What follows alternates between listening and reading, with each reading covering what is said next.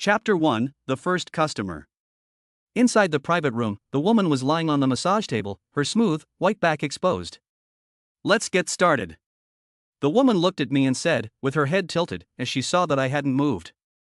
I snapped out of it, nodded quickly, walked over, and took the scented essential oil used for massage and poured it over the woman's perfect back.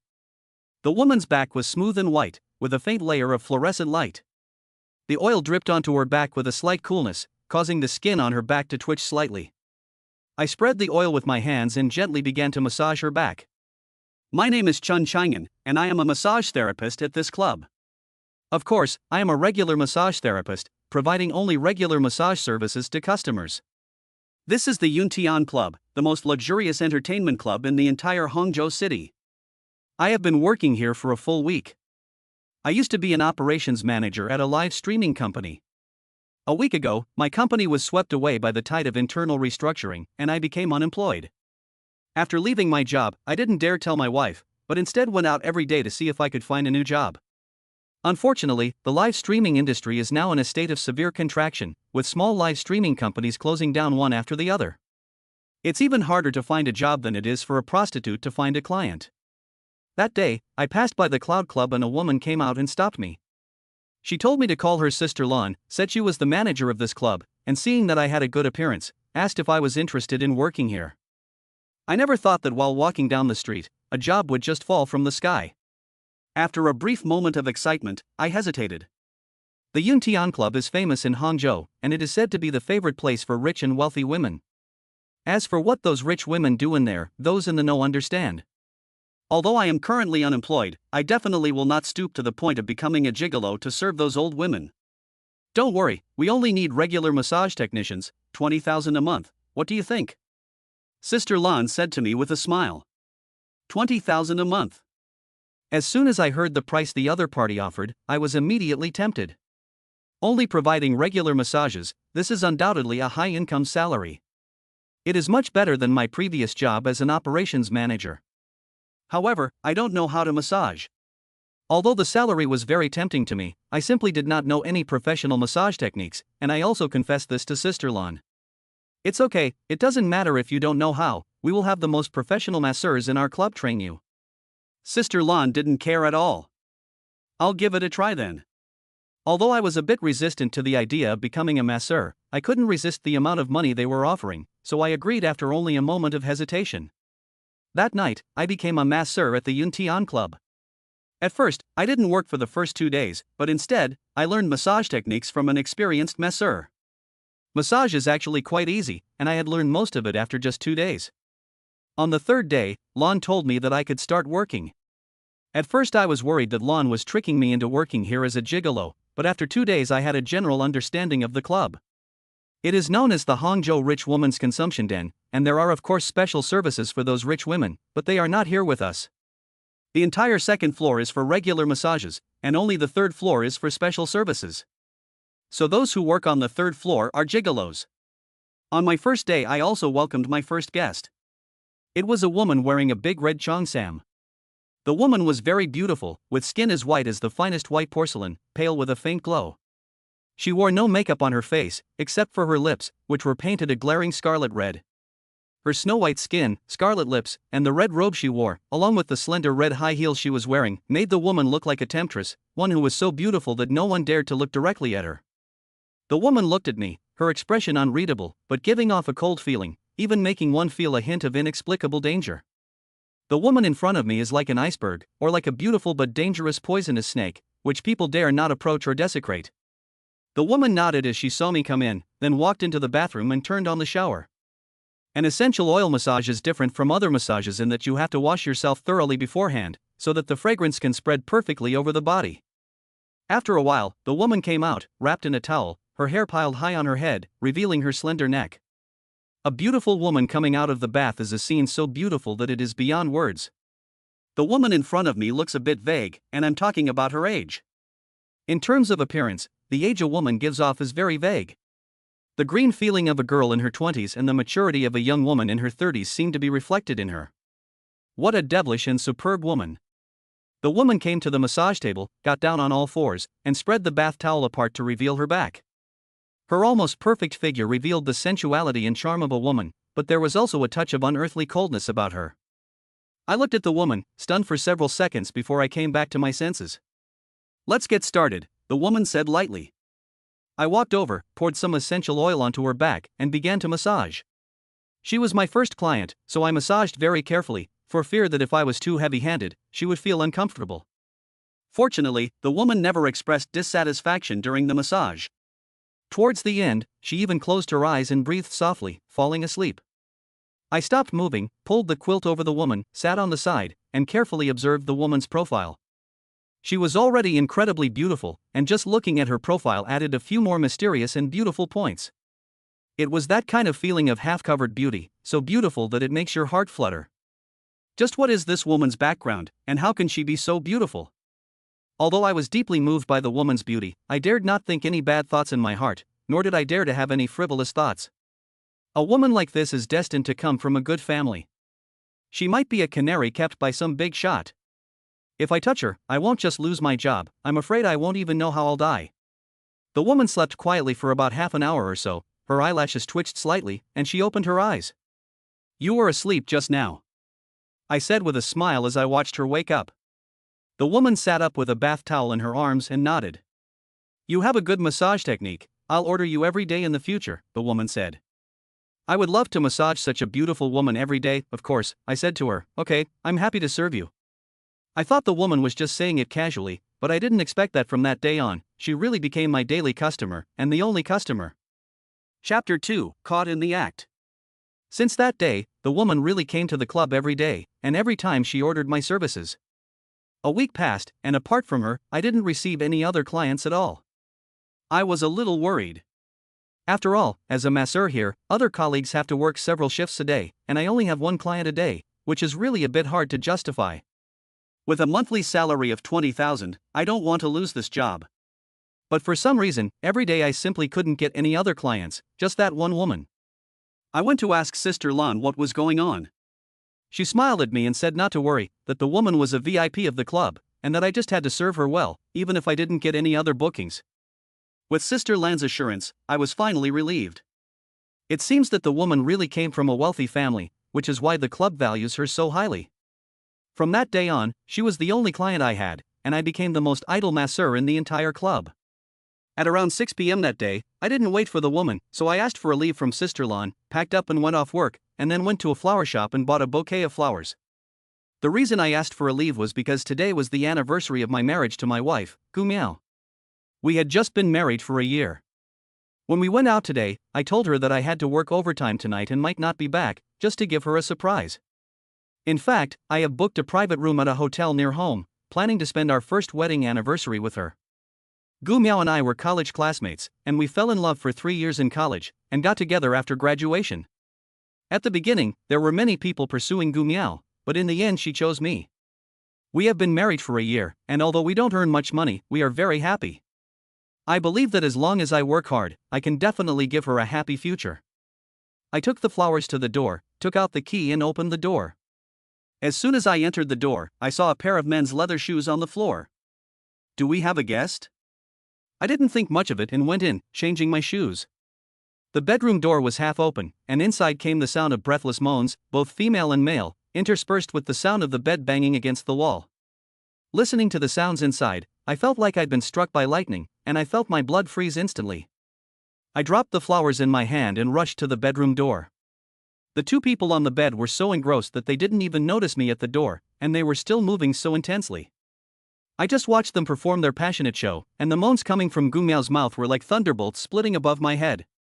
I saw clearly that the man, whom I had met before, was the manager of Gu Miao's company, surnamed Lu, and Gu Miao had told me more than once that the manager took good care of her and was a good person. I never in a million years would have thought that they would actually take care of each other in bed. "Fuck you!" I yelled. The couple on the bed were scared out of their wits by my shout. Luan jumped up in bed, and Gu Miao screamed and pulled the quilt back. I trembled with rage, charged at Luan, and kicked him in the groin. Luan let out a scream, bent over and collapsed, like a boiled shrimp. "I'll kill you." I picked up the vase on the bedside table and was about to smash it over Luan's head. "No!" Gu Miao screamed, rushed over and hugged me tightly. Bitch, let go of me. I yelled at Gu Miao. Go, you go. Gu Miao yelled at Luan. Luan came back to his senses and dared not stay there any longer. He grabbed his clothes and rushed out naked.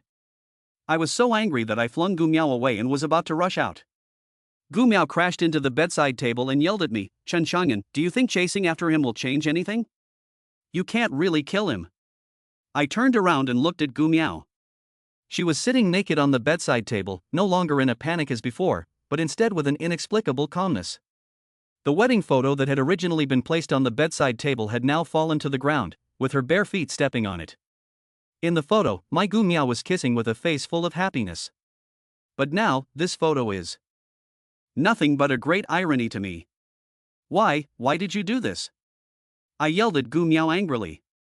We have been in love for 5 years, married for 1 year, for a total of 6 years, and I have always regarded him as my one and only.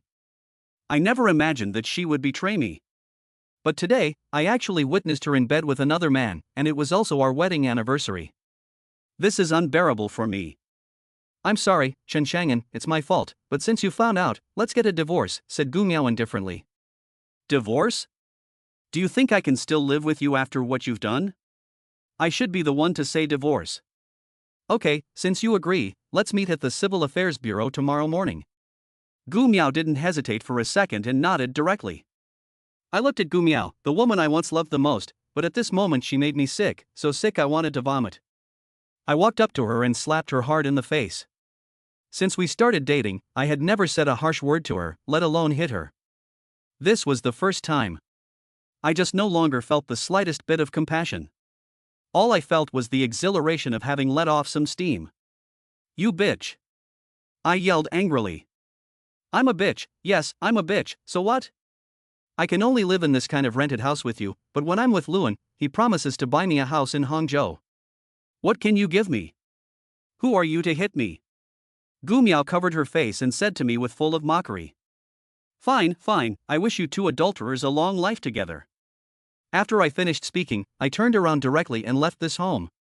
Today's events made me feel like my world had completely collapsed, and Gu Miao's words made me have no more attachment to her at all. Our lives have also come to a complete end. I walked on the road, like a zombie, aimlessly. Unconsciously, I arrived at the Yuntian Club.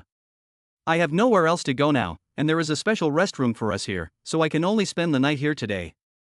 I walked dazedly to the second floor and tried to go to the restroom, but a woman came towards me. The woman was wearing a red cheongsam, and the split revealed her white thighs, which were glaring. It was my only customer.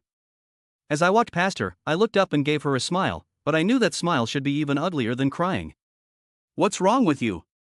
The woman asked, stopping in her tracks.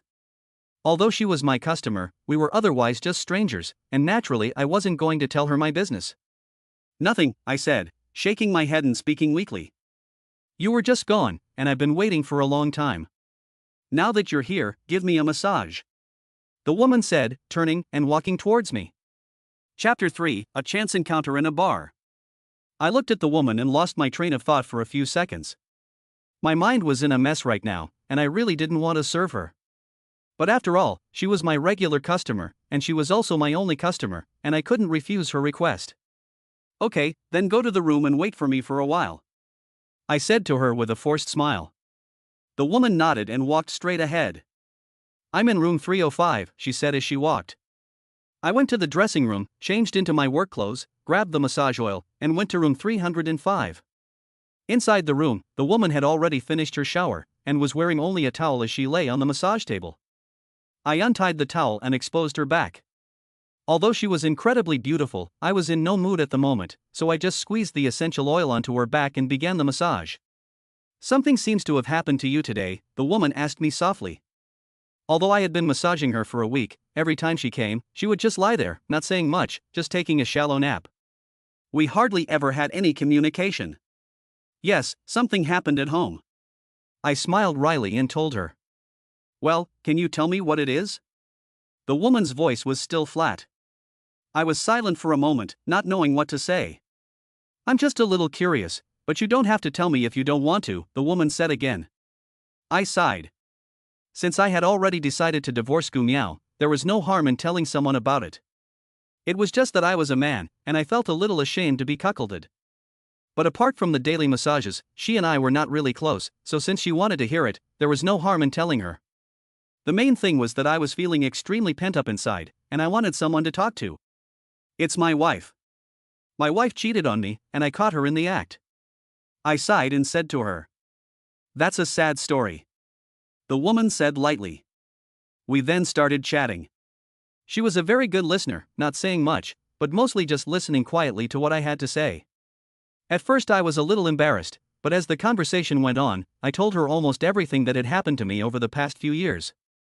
We fell in love in college, our life after marriage, and how I lost my job and came here to work as a masseur without telling her, until the showdown after the affair was discovered today. After listening to me, the woman said calmly, "In that case, it proves that you two are not suitable for each other, and separation is a good choice for you." I gave a bitter smile. Of course I understood what she meant. But I was unwilling to accept it.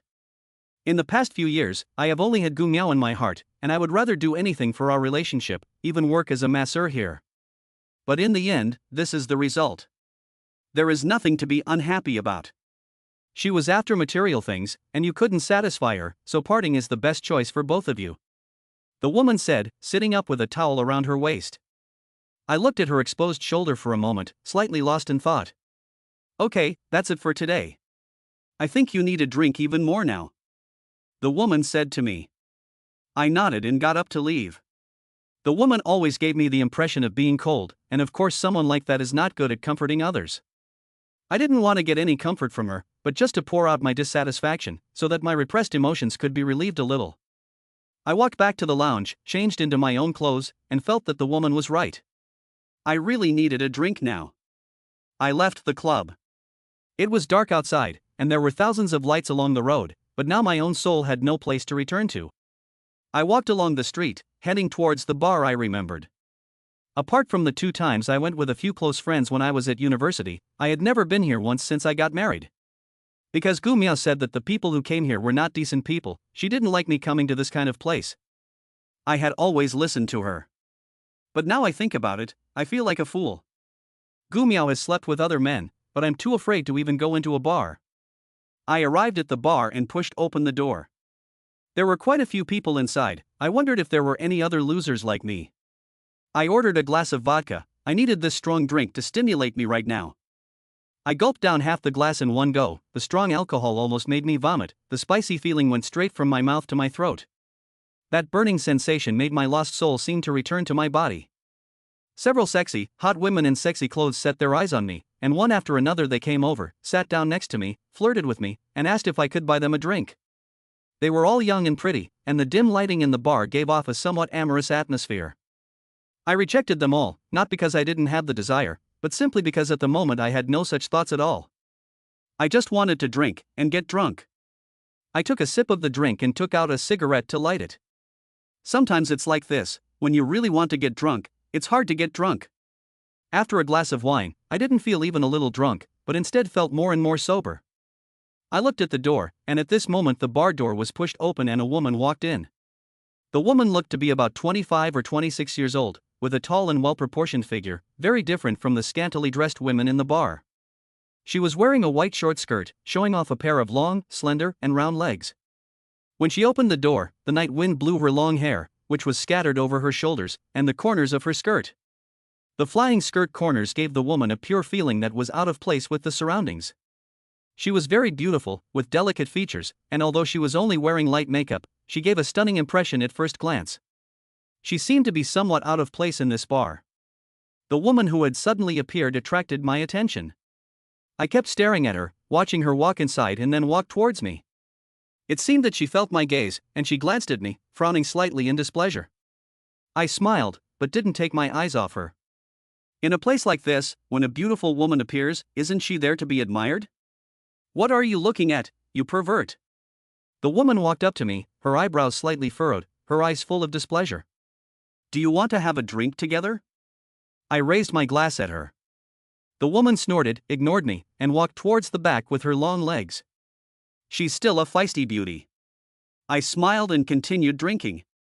"Hey, beautiful, have a drink with us." Just then, a rascal's voice sounded behind me, followed by the laughter of a few men. Chapter 4, Is it A B or A C? I turned my head to look, and the woman I had just seen was being blocked by a scruffy guy. The guy looked like a clear-cut thug, and his eyes kept scanning the long legs under the woman's skirt. "What are you looking at, you dirty rascal?" the woman yelled angrily. I was a bit speechless, because the words were exactly the same as the one she had just yelled at me. It was just that the thug on the other side obviously wasn't as easygoing as me, and he was staring at the woman with a lecherous smile on his face. "Sister, don't pretend. Aren't we all here looking for excitement? Come home with me, and I'll give you the excitement you want." The guy said this and then tried to take the woman's hand. The woman couldn't believe he actually dared to do it, and she took a few steps back in shock. But the guy wasn't going to give up, and he forced his way towards her. "What the hell are you doing?" I stood up and pulled the woman behind me. If this had happened in the past, I would have just ignored it. But today, I was filled with anger, and coupled with the alcohol, I had a strong urge to fight someone. Besides, the punk on the other side was as skinny as a chicken, and I was confident that I could easily take him. The punk looked me up and down, with a face of disdain. "Who the hell are you? Mind your own business, or you'll be sorry. She is my girlfriend. If you don't get lost, I'll make sure you won't be able to walk away." I looked at the punk, not losing any ground. I was now hoping that he would make a move, so that I could have a good fight with him. "She is your girlfriend?" The punk obviously didn't believe it. "What, you have a problem with that?" I said, while turning around and taking the woman's hand. The woman's hand slightly flinched, but she didn't refuse to be taken by me. Her fingers were long and soft, and I felt an indescribable sense of pleasure holding them in my hands. "Now, get lost." I held the woman's hand and stared at the punk. This guy was also a coward, and was overwhelmed by my imposing presence. "You're a real piece of work, we'll see about this." He left the bar in a hurry, leaving a threatening remark behind, as if he was really afraid that I would do something.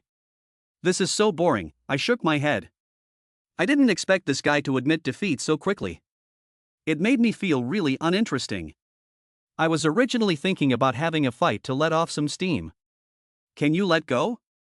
Just as I was in a daze, the woman spoke. I then reacted, realizing that I was still holding her hand. I smiled at her and quickly let go. The warmth of her hand remained in my hand, so I couldn't help but hold it up to my nose and sniffed it, still smelling sweet. The woman looked at me, her brows slightly furrowed. "You dirty rascal. Hey, I just saved you, and you're already turning your back on me." I sat down again, feeling a little helpless.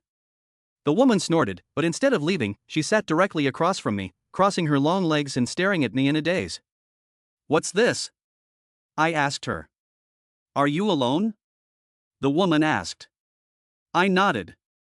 "That's just it, I'm also alone, let's drink together," the woman said again. I would be crazy to refuse a drink with such a beautiful woman, so I nodded. The woman called the waiter and ordered 2 bottles of wine. She poured herself a glass, took a sip, and then looked at me.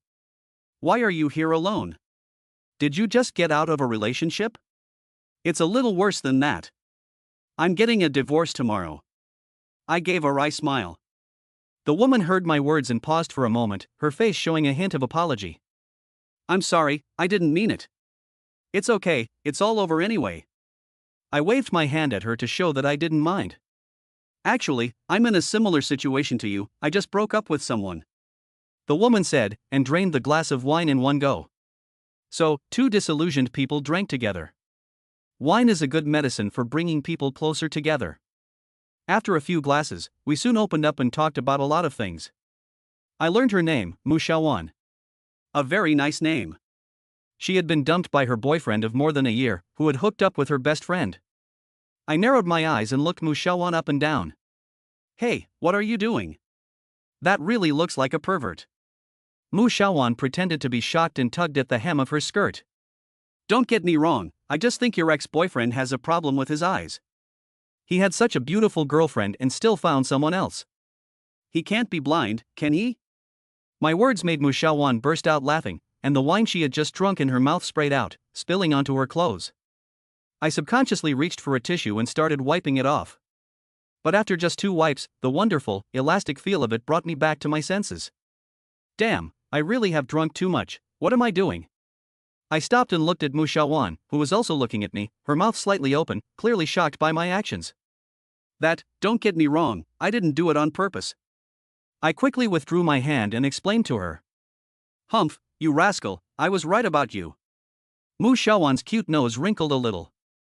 Although she was angry, it added a touch of playfulness to her beauty. I really didn't mean to.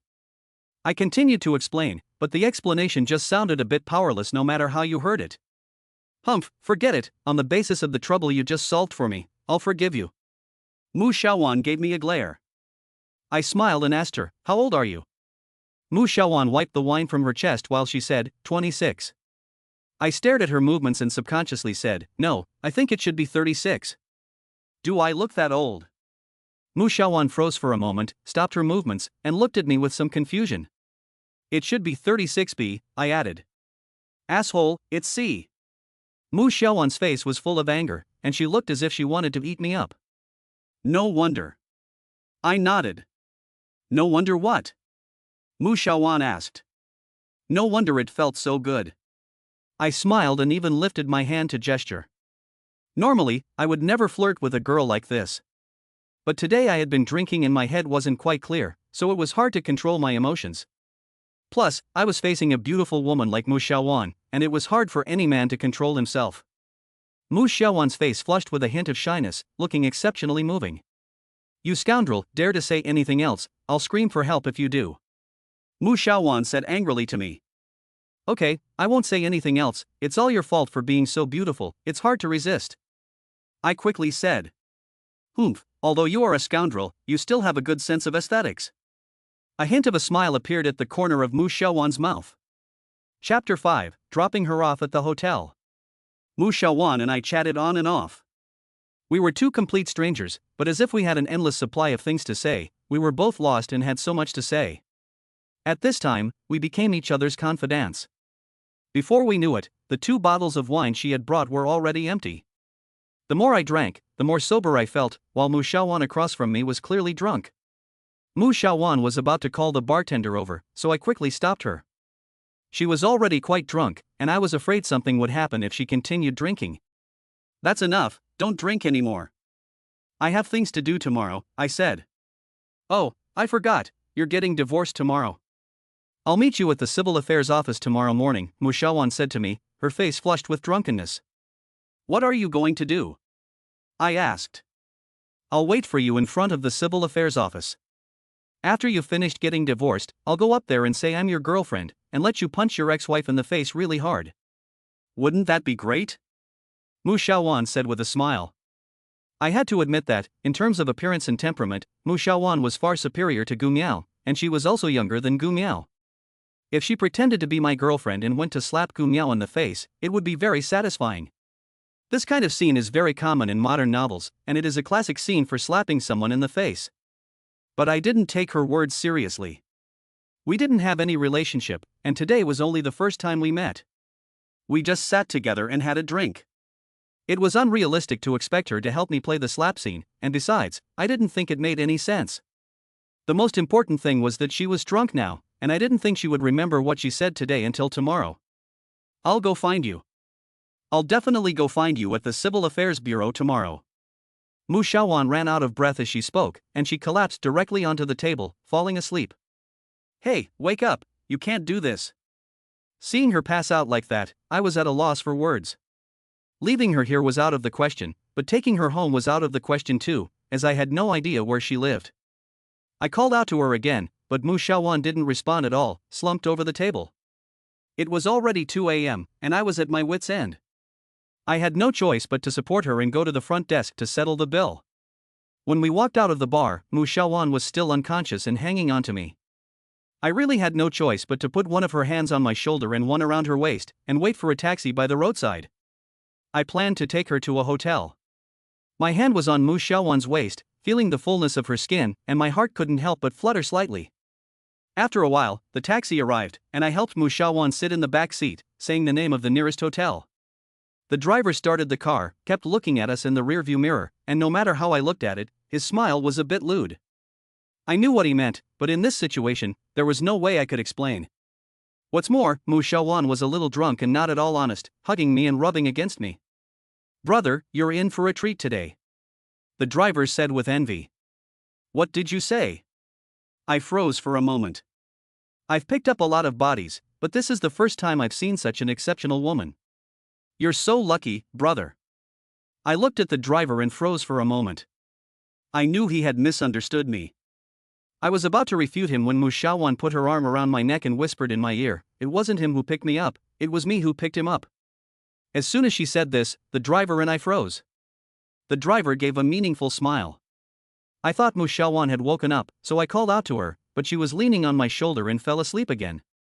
The car soon arrived at the hotel, and I helped Mu Xiaowan out. The driver rolled down the window and shouted at me, "Brother, enjoy yourself tonight." "You've got it all wrong, it's not what you think," I said with a bitter smile. "I understand, I remember to take precautions." After the driver said that, he hit the gas and sped off. What the hell is going on? I shook my head with a bitter smile and helped Mu Xiaowan into the hotel. With a face full of ambiguous expressions at the hotel reception, I booked a room with a queen-size bed, ready to put Mu Xiaowan in and come out myself. When I arrived at the room, I put Mu Xiaowan on the bed, pulled the quilt over her, and her feet were exposed outside the quilt, wearing a pair of slender pink high heels. I walked over to her, hesitated for a moment, and then knelt down to help her take off her shoes. It was a bit cold at night, and I was afraid she would catch a cold like this. I took her ankle in my hands. The drunk Mu Xiaowan seemed to sense this and slightly shrunk her foot.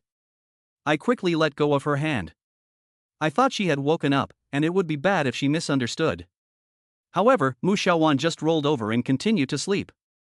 I smiled bitterly, squatted down again, and helped her take off both high heels. She wasn't wearing socks, and after taking off her shoes, a pair of snow-white little feet appeared in front of me. It is said that beauty is in the feet, and I can now see why the ancients pursued the 3-inch golden lotus feet. Her feet were beautifully shaped, slightly thin and even. Under the hotel lights, they looked like the finest Hatian jade, with a faint layer of fluorescent light, mesmerizing. I held her feet for a moment, shook my head to get rid of the bad thoughts in my head, and then put her feet into the quilt. After doing all this, I let out a sigh of relief, stood up, and looked at her again. But just this one glance startled me. Mu Xiaowan was lying on her side, her cheeks flushed, staring straight at me. "You? Don't get me wrong, I'm just afraid you'll catch a cold," I hurriedly explained to her. Her face was flushed with drunkenness, as if she had applied a light layer of rouge, giving her an unknown charm at this moment. "I'm so thirsty, pour me a glass of water to drink," Mu Xiaowan said to me in a hazy drunkenness. I quickly poured her a glass of water and handed it over. Mu Xiaowan sat up in bed and drank the water in large gulps, tilting her neck back. Her long, white neck was like a work of art, especially as the water dripped from the corner of her mouth and slid down her neck, creating a striking beauty that made my heart palpitate involuntarily. Mu Xiaowan is a beautiful woman and one who easily arouses the desire of others. However, she doesn't smell like a prostitute, and is the kind of woman who arouses desire without being vulgar.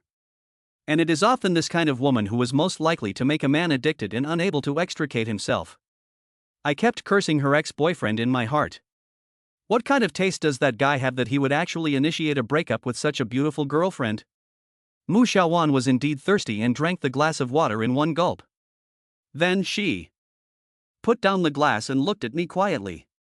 The next moment, she lifted the quilt, stood on the floor with her long legs, and walked towards me step by step with a faint smile on her face. I looked at her and felt only a dry mouth and a pounding heart. Chapter 6. Are you really not capable? I watched her walk towards me, my heart pounding wildly. What was she going to do? Alcohol can confuse people. Could it be that she wanted to do something to me? She is such a beautiful woman, I have no reason to refuse, but I really don't have the heart to do so right now. Are you okay? Then I'll go back first. I stood up a little panicked and walked towards the door. I just didn't know what to do, and I forgot to open the door in my head, so I just ran my head straight into the door. With a bang, I felt a pain in my head. The pain in my head was nothing, but the sense of shame made me a little overwhelmed for a while. Behind me, I heard Mu Xiaowan's loud laughter. I looked back and saw that she was bent over with laughter, even tears coming out of her eyes. Why, am I that scary? Mu Xiaowan said to me while laughing. I was just distracted by other things, I explained weakly. Oh, what were you thinking about? Were you thinking about me? Mu Xiaowan straightened up, tousled her hair, and looked charming. I felt my mouth go dry again, and I opened my mouth but didn't know what to say. Mu Shaowan is a very beautiful woman, and anyone who isn't blind can see that. Moreover, she has a kind of pure temperament, full of youthful vitality. And now she is drunk, her cheeks are slightly flushed, but this adds a special charm that is fatal to any man. Why aren't you saying anything? Are you scared, or are you impotent? Mu Shaowan still said to me in a charming manner. The last thing a man can accept is to be called timid, and even less acceptable is for a woman to say that he is not capable. Her words immediately emboldened me a little. She is a woman, and she is still taking the initiative. I am a man, so what am I afraid of? Who says I am afraid? You haven't tried it, so how do you know I can't do it? Why don't you try it? I said to her. Okay, then you do it. Mu Shaowan lifted her leg, stepped on the sofa, and gave me a finger-crossing signal, as if her eyes were hooked. Just go over there, and don't regret it. I made up my mind, and walked towards her. Mu Shaowan kept one foot on the sofa, smiling at me, not moving a muscle. She looked like a beautiful flower, blooming and waiting to be picked. I walked up to her and said, I'm here, what do you want? Mu Shaowan leaned her head next to my ear, her body almost pressed against mine. You can do whatever you want. Her breath smelled like orchid, and the exhale breath hit my ear, making my whole body feel numb. My sweaty palms were nervous. Such a beautiful woman was in front of you, at your disposal, and if I could still hold back, then I would not be a man. I took a deep breath, extended my hands, and was about to embrace her. Mu Shaowan looked at me and frowned slightly. I felt that something was wrong, but before I could react, Mu Shaowan opened her mouth and vomited directly, covering me in vomit. This made me lose all thoughts, and I quickly helped her to the bathroom. In the bathroom, Mu Shaowan vomited until she finally collapsed in front of the toilet. I looked at the mess in the bathroom and on my own body, helplessly smiled bitterly, and thought to myself, what the hell is going on? I took off my jacket and helped Mu Shaowan up. This time she really passed out. I gave her a quick face wash, then dragged her to the bed, took a shower myself, and cleaned up the bathroom. After all that, I went back to the room, and Mu Shaowan was already asleep in bed, her two long white legs exposed. I sighed, not having any thoughts in my mind right now.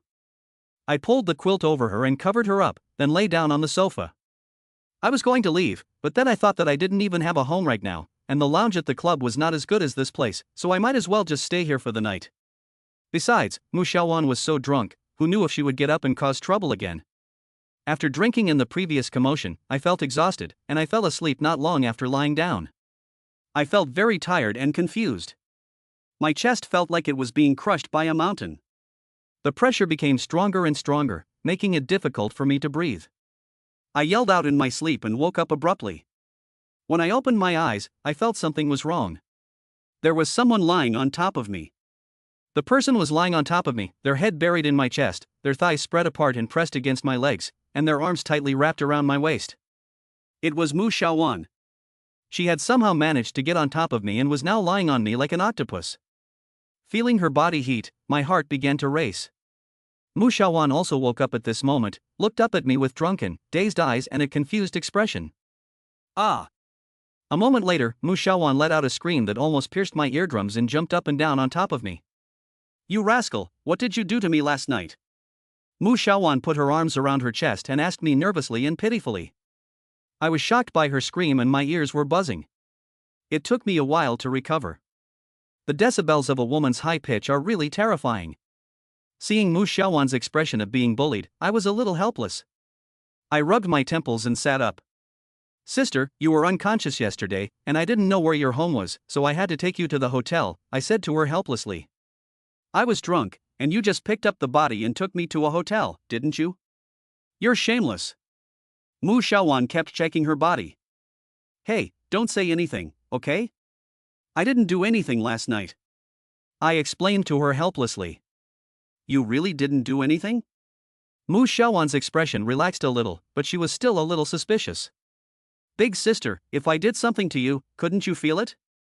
Besides, you didn't even take your clothes off, what could I do? I shook my head. Mu Shaowan touched herself again and really didn't notice anything unusual. Then how did I sleep on top of you? Mu Shaowan pointed at the sofa. This time I was even more wronged, and I said helplessly to her, you slept on the bed last night, and I slept on the sofa. Who knows how you got on top of me?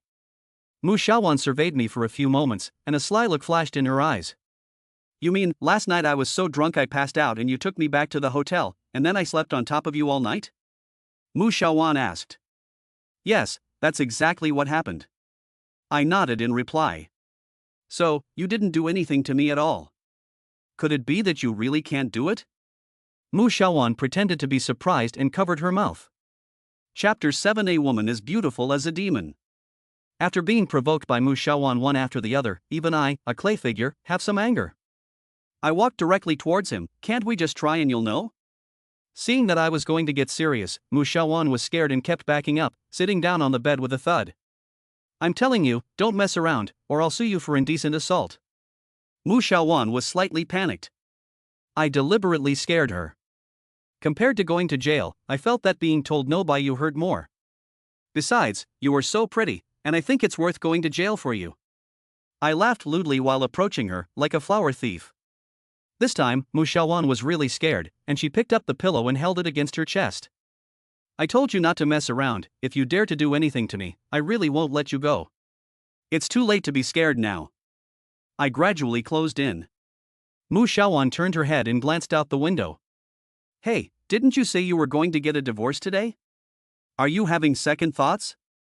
Mu Xiaowan's words were like a bucket of cold water, poured over my head, and I no longer had the heart to mess around with her. I'm going to get a divorce today. I paid no more attention to Mu Xiaowan, but turned around and took the jacket that had been washed. I'm leaving. Don't drink alone in the future, or you might not meet up with me again. After I finished speaking, I walked straight out the door. I didn't ask Mu Xiaowan for any contact information. Last night, we only happened to bump into each other occasionally, and although we spent the night together after she got drunk, nothing happened between us. After all is said and done, we are complete strangers, and right now I don't have the heart to hope for anything more intimate with her. Right now, I just want to completely resolve our marriage with that bitch Gu Miao. I walked directly out of the hotel and took a taxi to the Civil Affairs Bureau. Gu Miao was already waiting for me at the door, holding the household register and our marriage certificate. When she saw me, she didn't say a word and turned to go inside. I followed behind her and went through the formalities at the divorce registration office, replacing the original marriage certificate with a divorce certificate. From this moment on, Gu Miao and I were completely no longer related. I felt some emotion in my heart the moment I got the divorce certificate. After all, this was my first marriage, and Gu Miao was the first woman I had ever loved. But now, this woman has left me with no attachment at all, and even seeing her makes me feel sick. Because no matter what, I will never forget the moment I caught her in bed with another man. At that moment, all the good things she had in my heart were broken. Chen Chang'an, here is 10,000 yuan, take it. In front of the Civil Affairs Bureau, Gu Miao took a wad of money out of her bag and handed it to me. What do you mean, breakup fee? If I have to pay, I'll pay you, but I don't want your dirty money. I said coldly. Gu Miao's mouth curled up, revealing a mocking smile. Chen Chang'an, what are you pretending? Don't you think I don't know you've lost your job? I looked at Gu Miao, a little surprised. I didn't think she would know that I was unemployed. You don't have much money now, after all, you are also considered my ex-husband. If you end up on the streets, it's my reputation that will be lost. Take this money. Gu Miao wore a condescending look. Looking at her eyes, an inexplicable anger welled up in my heart. In order not to worry her, I didn't even dare to tell her that I had lost my job, but instead became a masseuse. But what I have done has now become an excuse for her to mock me. At that moment, the anger in my heart seemed ready to explode. Take your stinking money and get out. I couldn't help it, I told her to go to hell. Chen Chang'an, what are you pretending? You think I don't know that you've fallen to the point of being a masseur?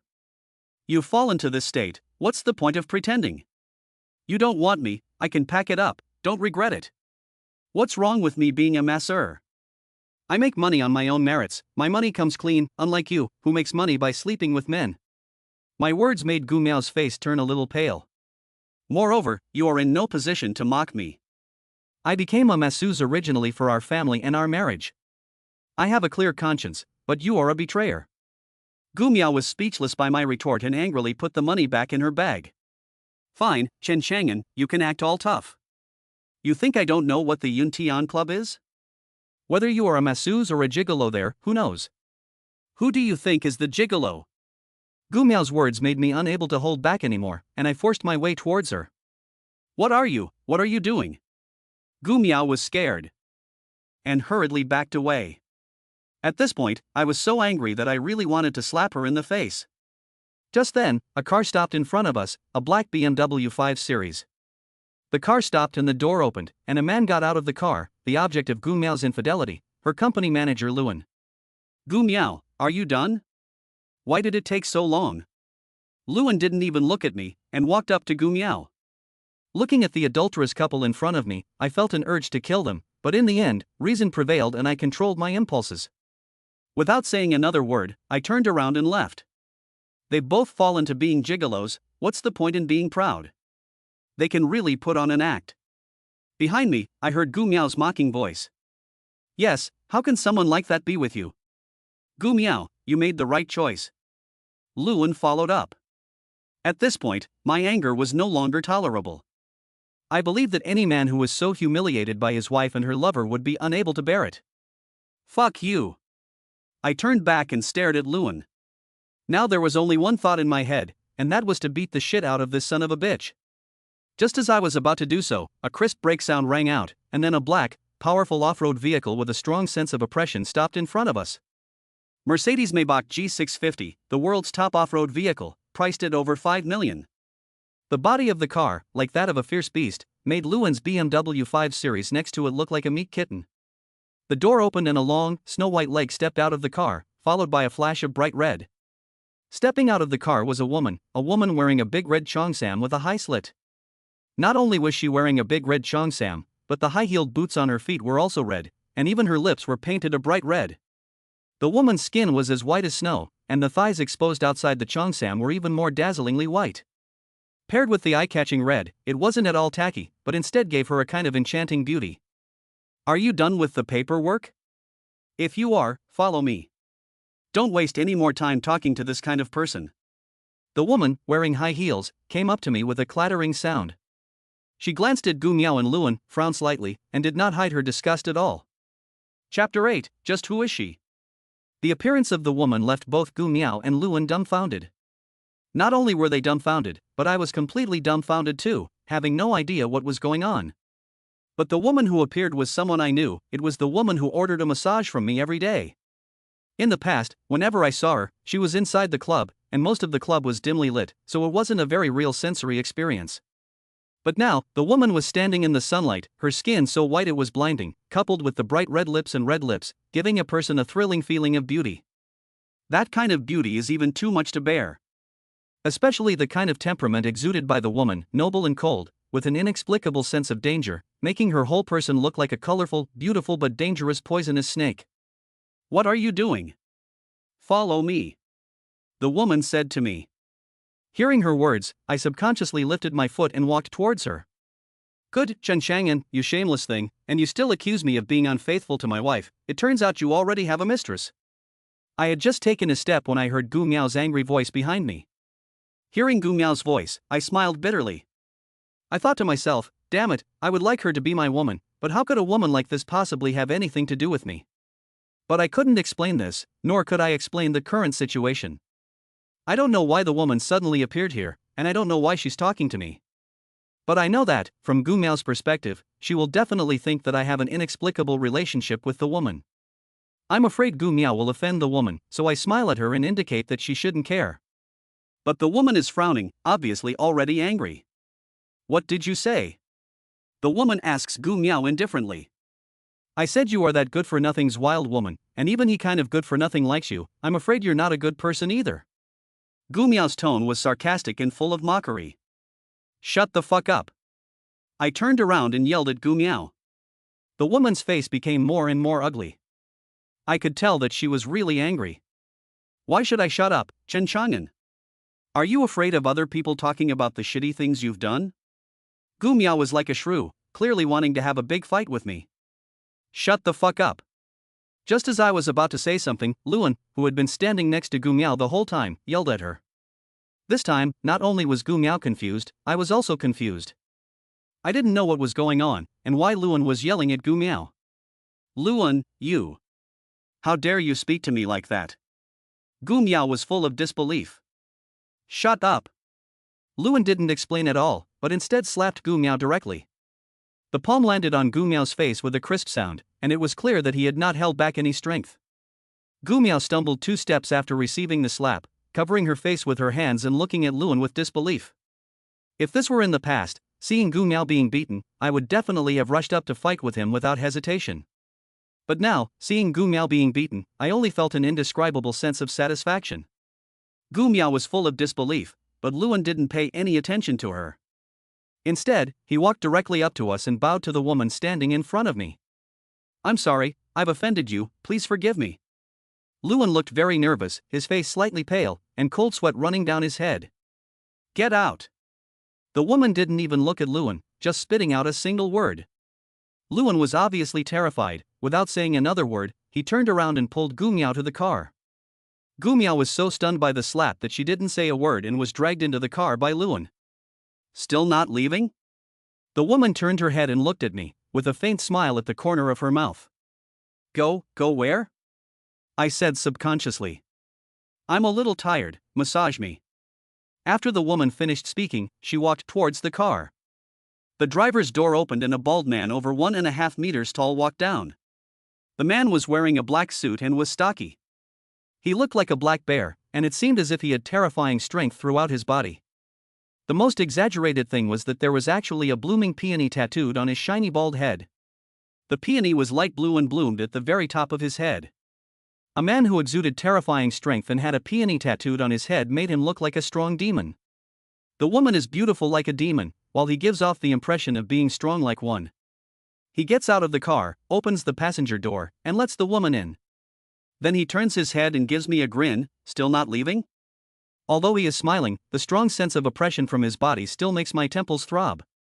Although I usually like to work out and have learned a few martial arts moves, I have no doubt that I would definitely not last more than one move against him. He must be a bodyguard for women. I made up my mind about the man and nodded politely to him before walking to the front of the car and sitting in the back. Why are you here?" In the car, the bald man started the car and I asked the woman carefully. Her appearance today made me feel better about being in front of the adulterous couple Gu Miao and Luan, but I had no idea who she was. And there was no relationship between the two of us, at most it was just the relationship between a masseuse and a customer.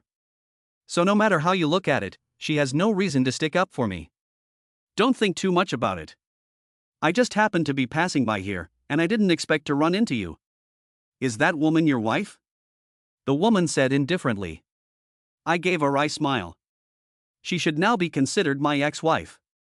We have already completed the divorce procedures. The woman nodded lightly and stopped talking. Since she wasn't talking, I didn't want to ask anything else, but I still had some doubts in my heart. Could it really be such a coincidence that she happened to be passing by here today? And the woman's identity also made me even more curious. The Yuntian Club is one of the most exclusive clubs in Hangzhou. Usually, only dignitaries come and go here. Sister Lan is the general manager of Yuntian, so she is also a person of some status. But she treats women with great respect, and even let me serve only her. And just now, Luan's fear after seeing the woman also made me curious about her identity.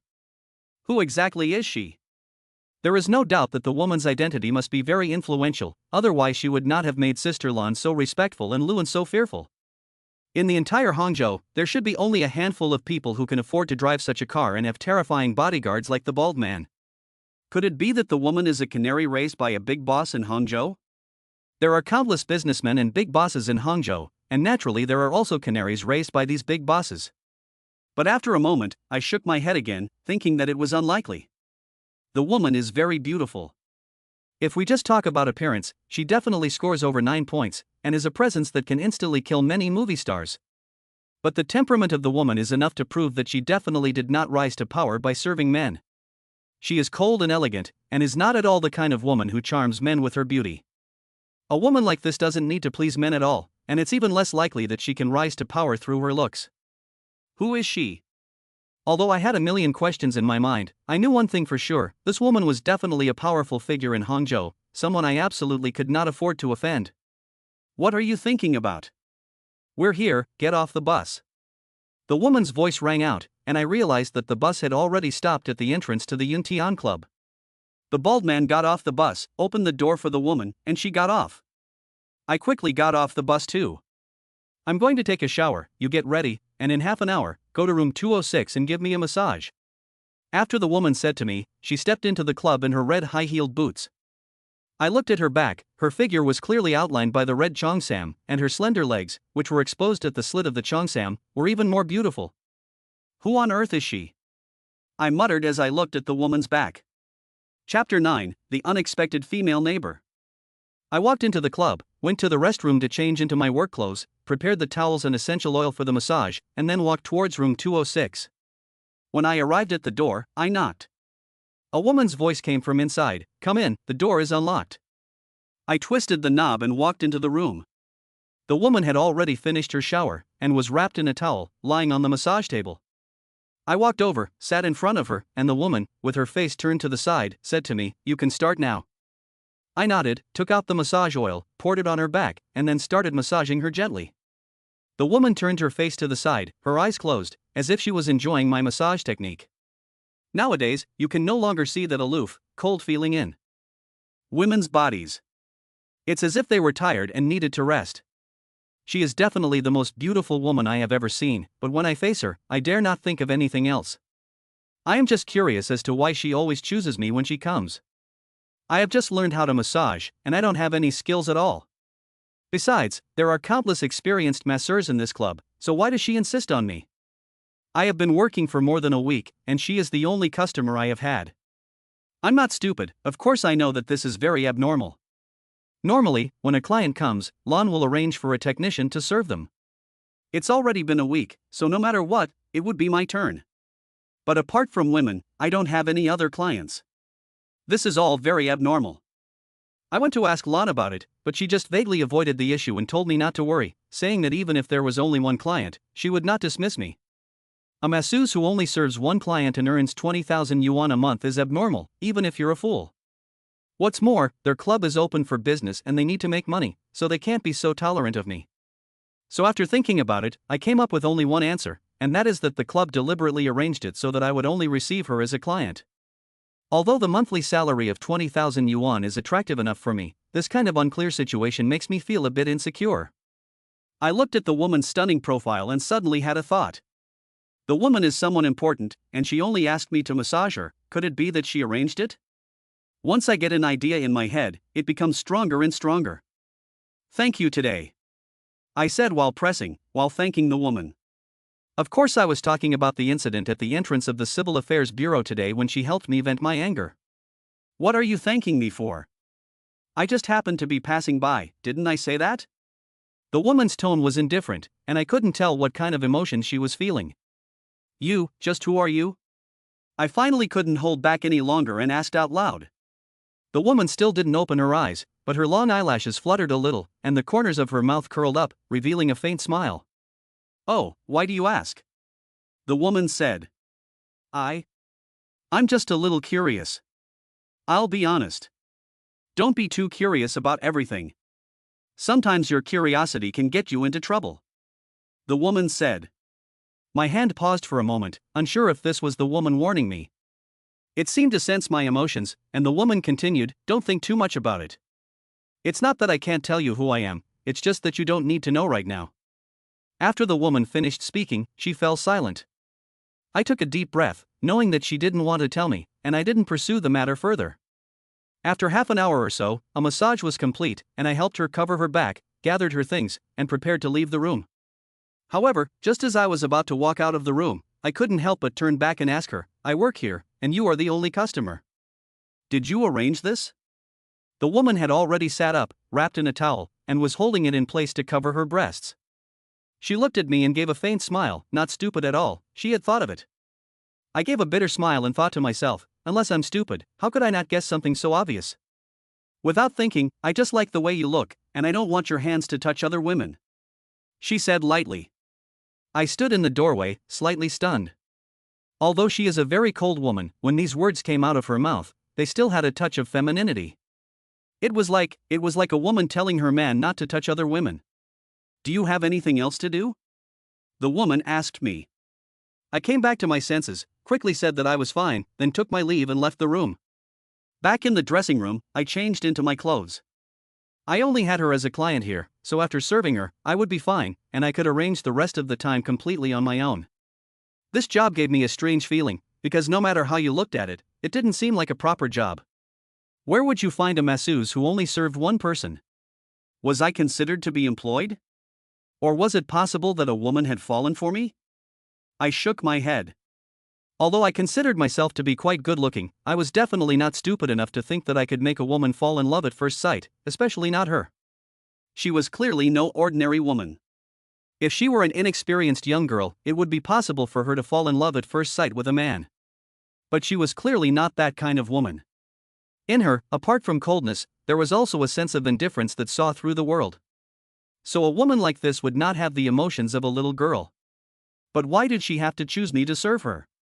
Could it really be, as she said, that she just looked more favorably upon me? I shook my head. I couldn't figure these things out for the time being, so I just stopped thinking about it. At least for now, I needed this job. I took out my phone and started checking nearby property listings. After divorcing Gu Miao, I no longer had a place to live, and I couldn't keep living in the clubhouse lounge forever. After searching, I found a suitable bachelor apartment not far away. It was fully furnished and ready for immediate occupancy, and the rent was within my budget. I called the landlord and made an appointment to see the apartment in the afternoon.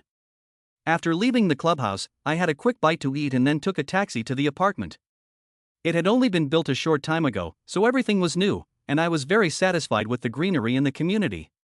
The landlord showed me the apartment, which was on the 6th floor and the height was just right. I didn't nitpick too much, and went downstairs directly to sign the rental contract with the landlord and get the room card. Back in the apartment, I sat alone in the room, lost in thought. Just the day before, I still had a family that I thought was happy, but now I was living alone in a bachelor apartment, becoming a lonely person. All kinds of things with Gu Miao kept popping up in my mind again and again, making my heart ache while also filling me with hatred for her. I don't know how long it took, but I let out a long breath. Since we were divorced, I should let go of the past. From then on, Gu Miao and I had no relationship whatsoever. We were already strangers, so everything about her was none of my business. Why should I hate her? After I figured all this out, I felt a little better. Looking out the window at the sky, which was almost dark, I suddenly felt an urge to drink. I put on my jacket and prepared to go out to a restaurant outside the community to have a few drinks, as a way to mourn my dead love and marriage. On the way there, I saw a Sichuan restaurant at the entrance of the community, which suited my taste. I opened the door and there was a woman standing in the doorway of the room opposite. At this moment, the woman was holding a bag of things in one hand and using her access card to swipe the door with the other. Hearing the noise behind her, the woman turned her head and glanced at me. I happened to be looking at her too, and our eyes met. We both froze. "It's you!" We almost shouted at the same time. It turned out that the woman across the hall was none other than Mu Xiaowan, who had spent the night with me the night before. "Why are you here?" Mu Xiaowan stared with wide eyes, looking incredulous. "Why are you here?" I didn't answer her question, but asked her instead. "This is my home, I live here, so why do you think I'm here?" Mu Xiaowan said with some anger. "You said you live here?" I pointed to the door across the hall in disbelief. "Of course, how did you come here, you pervert? Did you follow me, you stalker?" Mu Xiaowan took a step back, pretending to be a little nervous. "I'm telling you, don't do anything, or I'll call the police." I looked at Mu Xiaowan and couldn't help but laugh. "So she lives here, right across from me, the world's a small place." "What are you laughing at? You're laughing so lustfully, tell me quickly, did you follow me, you pervert?" Mu Xiaowan looked at me with a face full of vigilance and said. I took out my own door card and waved it at her. "I just rented the apartment today, and I never thought that I would be living across the hall from you." "Ah, what, you said you rented the room across from me?" Mu Xiaowan looked incredulous. "Yes, from now on, we'll be neighbors." I nodded at her. Mu Xiaowan still looked at me warily, from top to bottom, with a face full of disbelief. "Do you have some kind of idea about me, and deliberately rent the room across from me? Big sister, do I know you well? We were together just last night, and I don't even know where you live. Do you think I could have followed you and deliberately rented the apartment opposite yours?" I explained to Mu Xiaowan with some helplessness. "That's right, you don't even know where I live, could it really be such a coincidence?" Mu Xiaowan felt a little unbelievable. Even I feel like I'm dreaming. I bumped into my drinking buddy last night, and I never expected that today he would become my neighbor. This is too fucking coincidental. Where are you going? Mu Xiaowan finally let down her guard and asked me. I'm going downstairs to get something to eat. I said. Come on, eat with me. You're lucky today, you can taste my cooking. Mu Xiaowan opened the door while saying this, indicating for me to go in with her. Chapter 10, A Sense of Ambiguity. You can cook? I asked Mu Xiaowan in disbelief. These days, it's rare for girls to know how to cook, especially a pretty girl like her. Shouldn't she be a complete klutz? Oomph, who do you think you're talking to? I'm a chef. Mu Xiaowan snorted, her cute nose wrinkling. Fine, I'll try your chef's cooking today. Since she invited me, I didn't want to refuse. Besides, we'll be neighbors from now on, so we'll see each other all the time, so there's no need to be polite. After entering the door, I looked around. Mu Xiaowan's room was clean and tidy, which showed that she was a very clean girl who paid attention to personal hygiene. Nowadays, I see a lot of girls online who wear flashy clothes, but their living spaces are a mess, like a dog's den. Fortunately, Mu Xiaowan is not like that, or I would have turned around and left. But I was being paranoid. A girl who can buy her own food and cook for herself can't be that lazy. What are you looking at? Mu Xiaowan asked warily as she changed her shoes. I'm just checking to see if there's any lace or black silk underwear. Without batting an eyelid, I took off my shoes and put on some disposable slippers. Good, you really are a lecher, I shouldn't have let you in. Mu Xiaowan said, crossing her arms. I gave her a hee-hee smile, it was too late to regret it now, you're calling the wolf into the room. Stalking a pervert, you big pervert, if you're not honest, be careful I'll take a knife and castrate you. Mu Xiaowan said, carrying the groceries into the kitchen. We spent a night together before, and nothing happened. She should be at ease with me, so we're just having a simple argument.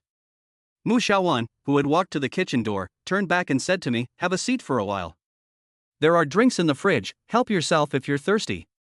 After saying that, she went into the kitchen and started working.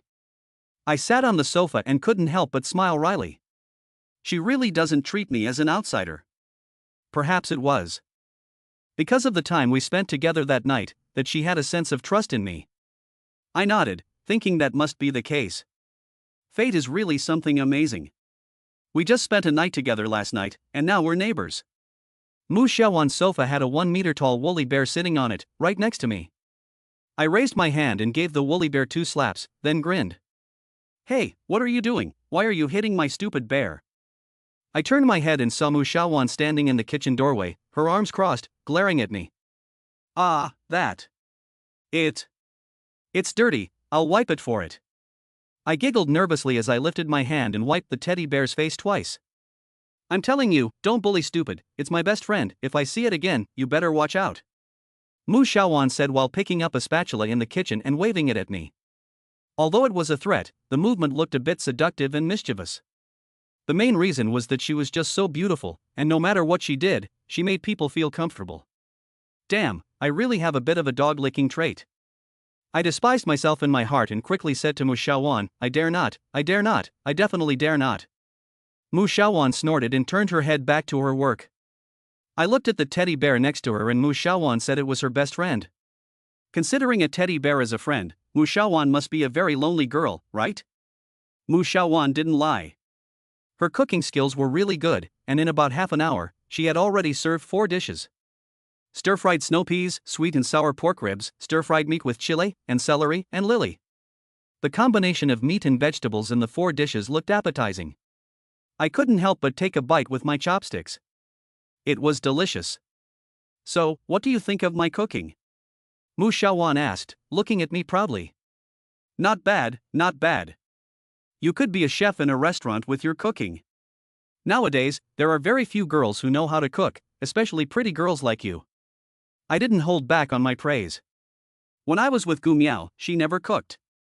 I always came home from work and bought the ingredients to cook. It really surprised me that a pretty girl like Mu Xiaowan could also cook like this. Do you want some more to drink? Mu Xiaowan sat opposite me, looking at me with a hint of unspecified expectation in her eyes. Aren't you afraid of drinking too much again? I smiled at her, remembering the scene from last night, and my heart couldn't help but stir. Cut it out, this is in my house, what's there to be afraid of if you drink too much?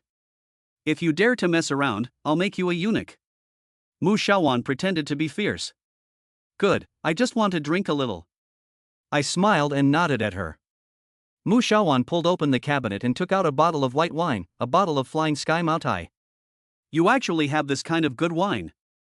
I was a little surprised that Mu Xiaowan, a girl, would have white wine stored at home, and it was even Maotai.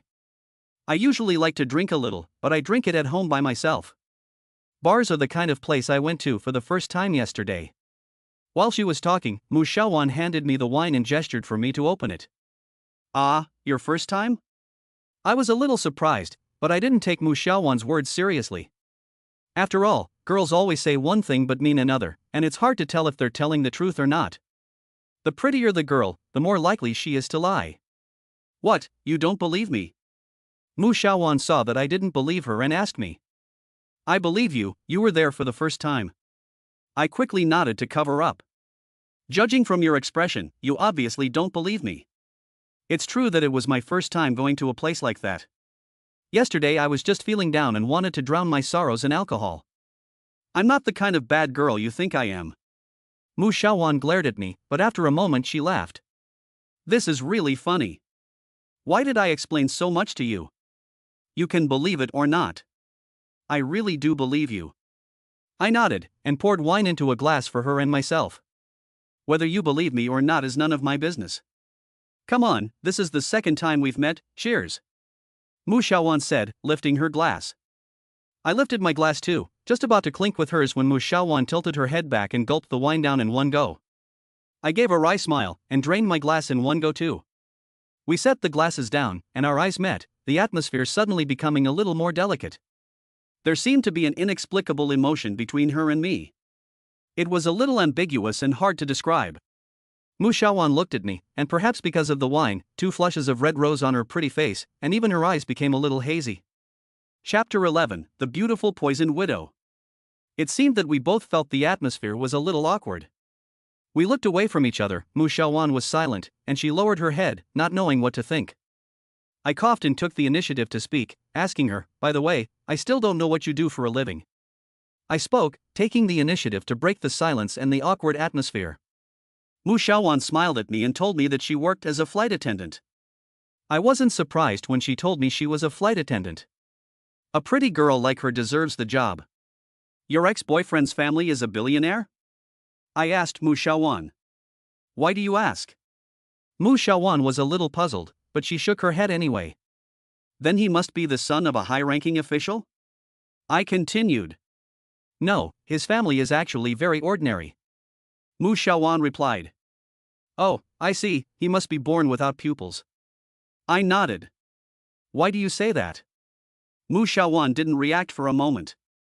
A person without pupils is blind, and only a blind person would break up with such an outstanding girl as you. I said seriously. My words made Mu Xiaowan burst out laughing. The girl's smile was like a blooming flower, pleasing to the eye. You're so eloquent, your ex-wife must have regretted divorcing you. Mu Xiaowan said with a smile. I don't care if she regrets it or not, I just hope she can be happy in the future. I said, poured myself a glass of wine and gulped it down. You don't hate her anymore? Mu Xiaowan looked at me with curiosity in her eyes. The moment I caught her in bed with another man, I really wanted to kill her. But now I've let go. Since she feels that I can't give her happiness, of course she has the right to pursue her own happiness. It's just that she chose the wrong method. If she had spoken to me, I would have let her go, instead of bringing a man home to disgust me. I said, and took another drink. But now that we're divorced, I don't need to worry about these things anymore. It's all in the past. Mu Xiaowan said, raised her glass, and touched it to mine. We both used alcohol to drown out our lost marriage and love. Forget about all that. Since we've become neighbors, we'll have an extra drinking buddy from now on. Cheers! Mu Xiaowan said, raising her glass again. We lightly touched our glasses and then drained them in one go. A bottle of Maotai was already gone before we knew it. Mu Xiaowan's cheeks were flushed and her eyes were glazed over, clearly tipsy already. My head was a little dizzy too. Oh, right, I forgot to ask you, what do you do for a living? Mu Xiaowan looked at me and asked. I used to be an operations manager at a live streaming company, but I'm unemployed now. I work as a masseuse at the Yuntian Club. I have nothing to hide from Mu Xiaowan, so I told her directly. Besides, I don't think there's anything to be ashamed of in this job as a normal masseuse. Ah, you're a masseuse and work at the Yuntian Club. Hearing my words, Mu Xiaowan was a little surprised. No wonder that woman was there. Mu Xiaowan muttered to herself. What do you mean, no wonder? I'm a little confused, I asked her. I was also at the entrance of the Civil Affairs Bureau today. Mu Xiaowan looked up and said to me. What, you were there too? I was a little shocked when I heard Mu Xiaowan's words. I didn't expect her to go there today. Of course, I promised you yesterday that I would take revenge for you. I, Mu Xiaowan, always keep my word. Mu Xiaowan nodded. But, why didn't I see you? I asked her a little puzzled. Because I never got off the bus. Why didn't you get off the bus? I was a little surprised. With that woman Zhu Yeqing waiting for you at the station, why would I get off the bus? Mu Xiaowan said with some dissatisfaction. Zhu Yeqing? Who is Zhu Yeqing? I was still confused. You don't know Zhu Yeqing? Mu Xiaowan obviously didn't believe it. I shook my head. I had heard of the name Zhu Yeqing, but I had never met her in person. Zhu Yeqing was a legend in Hangzhou, a legend that combined beauty and cold-bloodedness.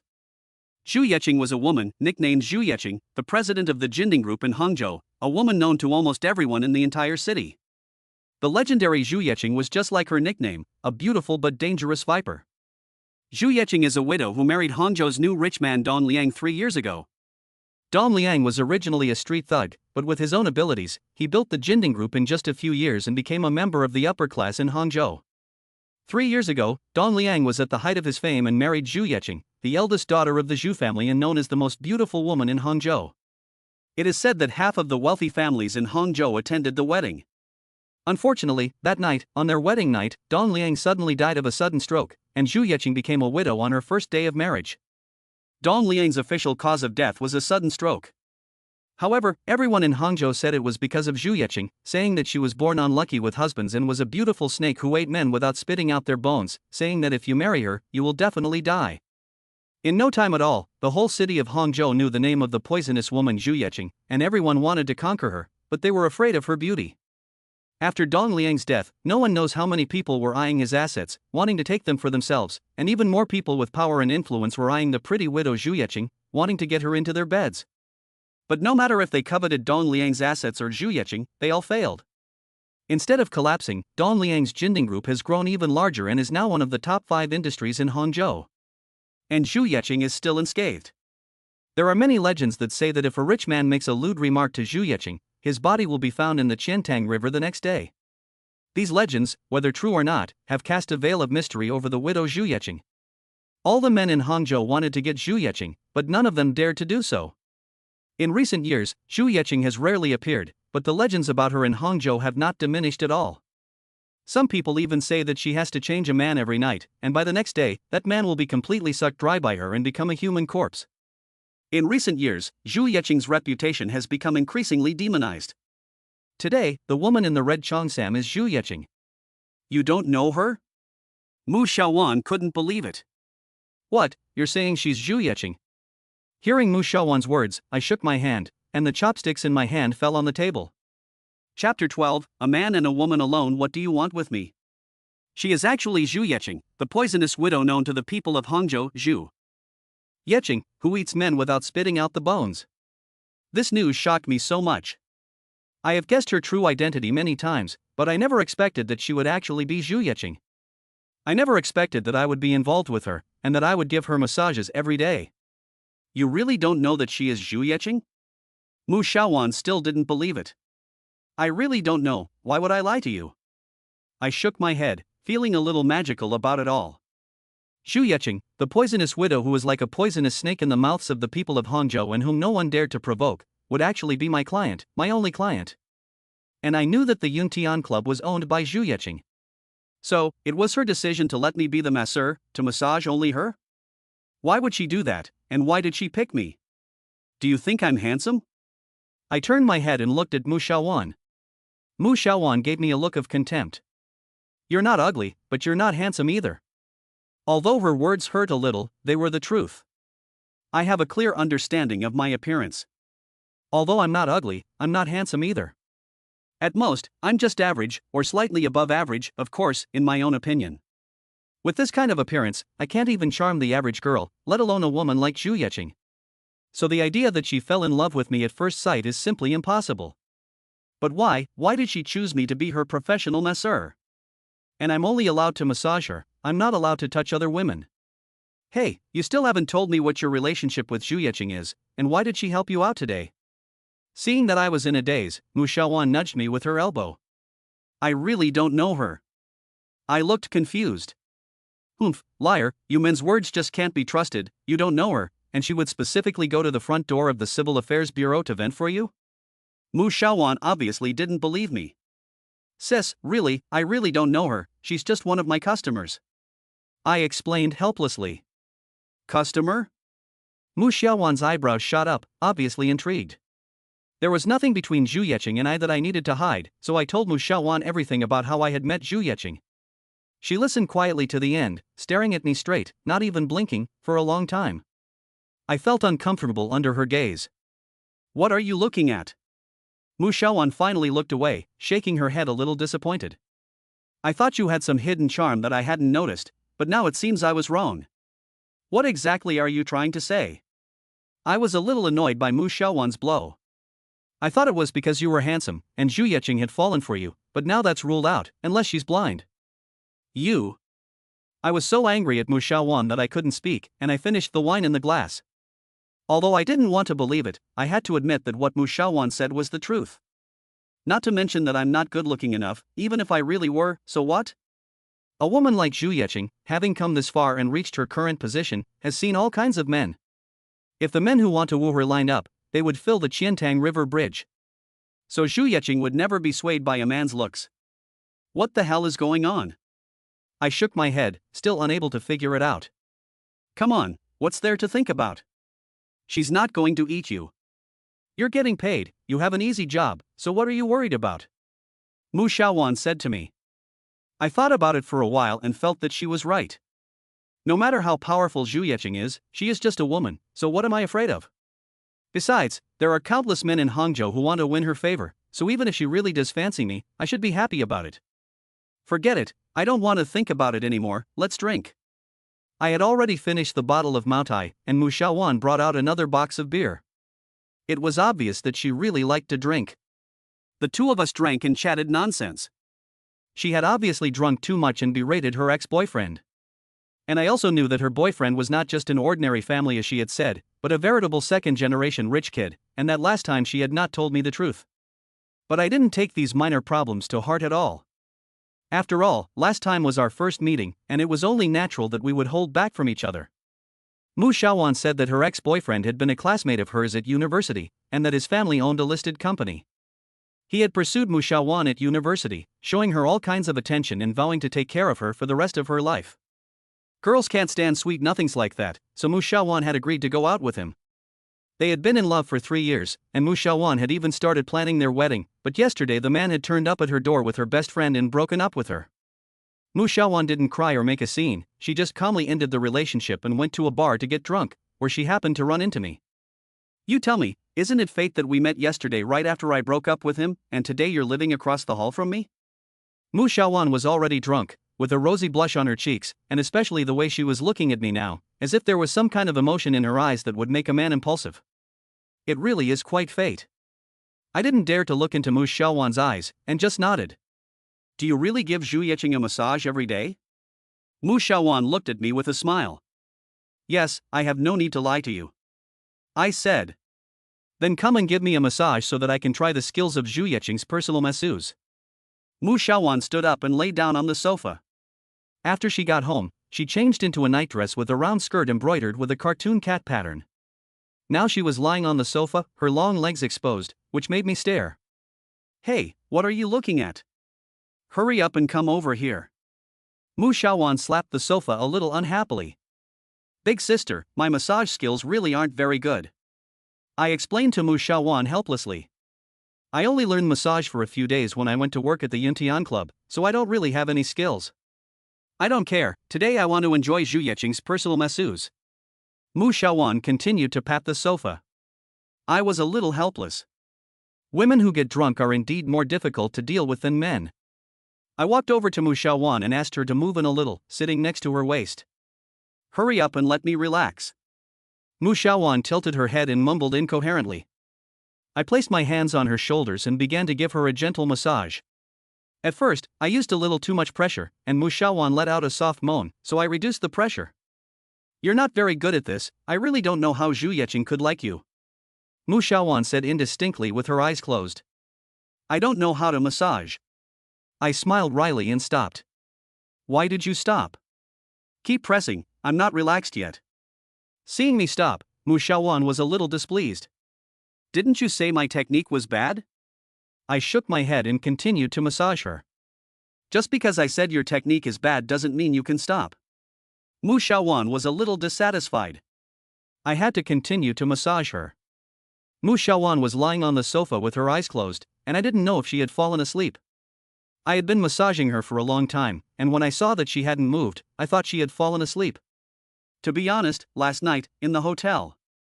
Did you really have no other thoughts about me? I was just about to stop when Mu Xiaowan suddenly spoke again.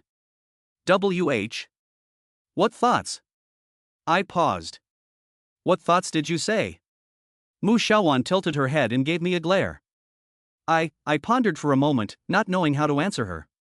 Being in the same room as such a beautiful woman as Mu Xiaowan, and last night she was so proactive, unless you are an abnormal man, you will definitely have thoughts. I am a normal man, so of course I will have normal thoughts, but how can I say this? Men are all the same. Mu Xiaowan said. Big sister, you kept flirting with me last night, and I'm not a eunuch. I defended myself. Oh, so you got the wrong idea when I flirted with you? But nothing happened between us last night, are you really impotent? Mu Xiaowan's voice became softer. Don't be ridiculous, last night, if you hadn't thrown up, I would have. Oh, what would you have done? Mu Xiaowan interrupted me.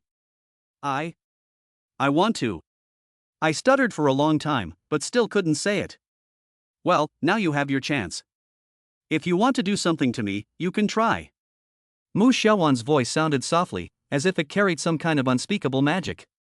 Chapter 13, You're at best AB.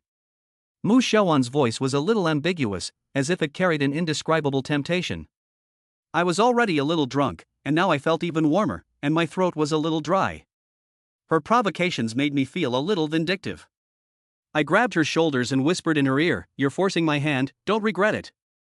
I have to admit that Mu Xiaowan is a standard beauty. Although she doesn't have the demon-like appearance of Zhu Yeqing, she can definitely be considered a beauty. I don't think anyone could stand it if they were told all the time by such a beautiful woman that they weren't good enough. Not to mention that Mu Xiaowan was now lying on the sofa, motionless, looking like she was ready to be picked up. No man could remain calm. I waited for a while, but Mu Xiaowan didn't make a sound. Hey, I'm going to do it. We agreed that tomorrow you won't regret it. I said to her again. But Mu Xiaowan still didn't respond. I leaned over to her face. At this time, Mu Xiaowan's cheeks were slightly red, her eyes were closed, and a slight snore sounded. She had actually fallen asleep. I looked at Mu Xiaowan's side face, and for a moment I felt a little bit of heartache. What the hell is this? She gets all worked up and then falls asleep. What about me? I looked at Mu Xiaowan, and I really felt an urge to do whatever I wanted. But in the end, I resisted. Although I like beautiful women, I absolutely could not do anything to take advantage of someone while they were drunk. Besides, now that she was drunk, if I did something and she regretted it in the morning, what would I do? 3 years is a long time, and I don't want to go in there and pick up the pieces. I got up and went to the bedroom to get a blanket and carefully covered Mu Xiaowan with it. The girl's face was turned to the side, as if there was a faint smile at the corner of her mouth, and there was an indescribable beauty in the light. She is so beautiful, just like a piece of delicious cake, tempting you to take a bite. But I am not a thief, and reason finally overcame my primitive desire. I got up, walked to the balcony, opened the window, lit a cigarette, and looked at the city under the night sky. I felt an inexplicable sense of emptiness in my heart. Right now, I am confused for the first time in my life. When I was in college, I was young and never thought about what to do in the future. After graduation, I got married and worked from 9 to 5 every day to support my family. Although it was hard, I enjoyed it and always felt that life would just continue on like this. But now, my life has changed. I lost my job and my wife ran off with someone else. Looking back, I realized that the happiness I thought I had was so fragile and vulnerable in the face of reality. Compared to the beauty of my fantasies, reality is cruel. Although my heart aches, I must learn to accept reality and learn from my failures. To indulge in grief is the behavior of a weak person. The truly strong person is able to change reality. My marriage to Gu Miao is over, and I have no more attachment to her. I do not indulge in grief, but I find that I lack the ability to change reality. The failure of the marriage was due to Gu Miao's infidelity, but in the final analysis, it was due to my own abilities. Of course, not physically, but in life. In the past, I always failed to recognize reality, indulging in the life I imagined. I never thought about the problem that the foundation of all happiness comes from material things. If material life cannot be satisfied, then where is the happiness? In the final analysis, it's about money. Luan is not better than me, but he is richer than me, and that is the reality. So now for me, making money is the most important thing. But how the hell do I make money? Do I just keep working as a masseuse? I shook my head. That's not realistic. Although the income of a masseur is quite satisfactory for me now, there is ultimately no big future in it. There are many turning points in life. Strength is a hard condition, but there are many capable people who end up accomplishing nothing in their lives. One of the reasons for this is luck. Thinking about this, the woman in a red cheongsam, Zhu Yeqing, involuntarily came to mind. She is the richest woman in Hangzhou, and also the most powerful. There are countless people in Hangzhou who want to befriend her, and now I am Zhu Yeqing's masseur, or rather, her exclusive masseur. Perhaps she is my time? But I quickly shook my head and smiled bitterly. Although I don't know why Zhu Yeqing has set her sights on me, a woman like her has been through it all. It's not that easy to get something from Zhu Yeqing.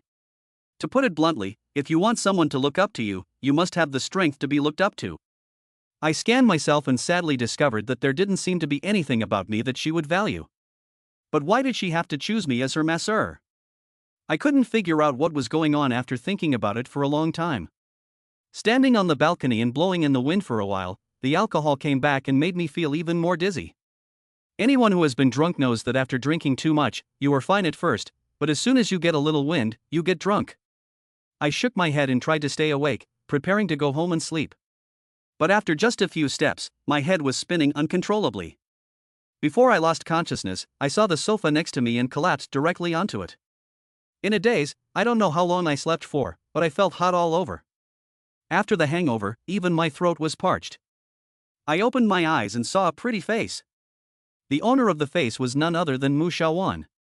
The moment I saw her, I immediately came to my senses, and then I felt my body being tightly embraced by Mu Xiaowan's hands and feet. She was like an octopus, clinging to me tightly. I was shocked for a moment, but I felt that both of our clothes were still on, so I let out a sigh of relief. Last night, I was drunk and fell on the sofa. At that time, Mu Xiaowan was also sleeping on the sofa, so... Although Mu Xiaowan was hugging me tightly, the headache from the hangover made me have no other thoughts. I just wanted to find something to drink. I struggled gently to get away from Mu Xiaowan's entanglement. Who knew that the next moment, she opened her eyes, and then our eyes met, and we were stunned for more than 10 seconds. The next moment, Mu Xiaowan let out a high-pitched scream like a cat that had been stepped on its tail, and she jumped straight up. "You rascal, what did you do to me last night?" Mu Xiaowan covered her chest and pointed at me, yelling. I gave a bitter smile. This scene was exactly the same as yesterday in the hotel. I was used to it. Without any excuse, I just sat up and picked up a bottle of mineral water on the table and gulped it down. "Stop yelling. We both drank too much yesterday," I said weakly. "Rogue, you did this to me when you were drunk." Mu Xiaowan was full of anger, and I didn't know if she was really angry or just pretending. "Big sister, we didn't even take our clothes off, what could I do to you?" I helplessly spread my hands. Mu Xiaowan examined her body with both hands, then let out a sigh of relief, but still looked at me warily. "How did you end up sleeping with me?"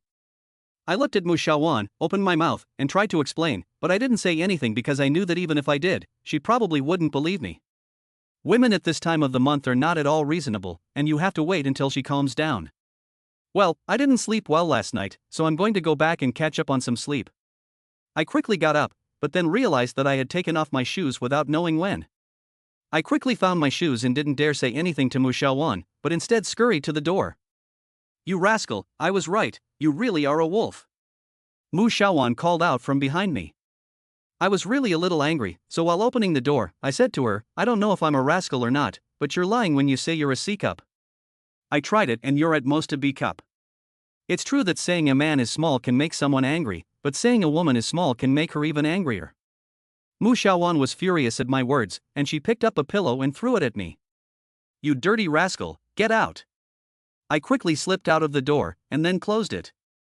Inside, I heard the sound of the pillow hitting the door, along with Mu Xiaowan's angry growl. Fortunately, I managed to escape, and I let out a sigh of relief.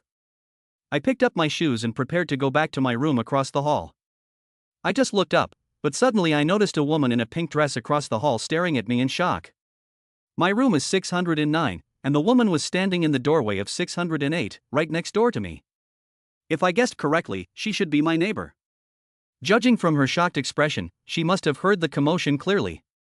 The woman was very pretty, with long hair that fell to her shoulders, giving her an intellectual beauty. I felt a little embarrassed, so I smiled at her and said, "It's a misunderstanding."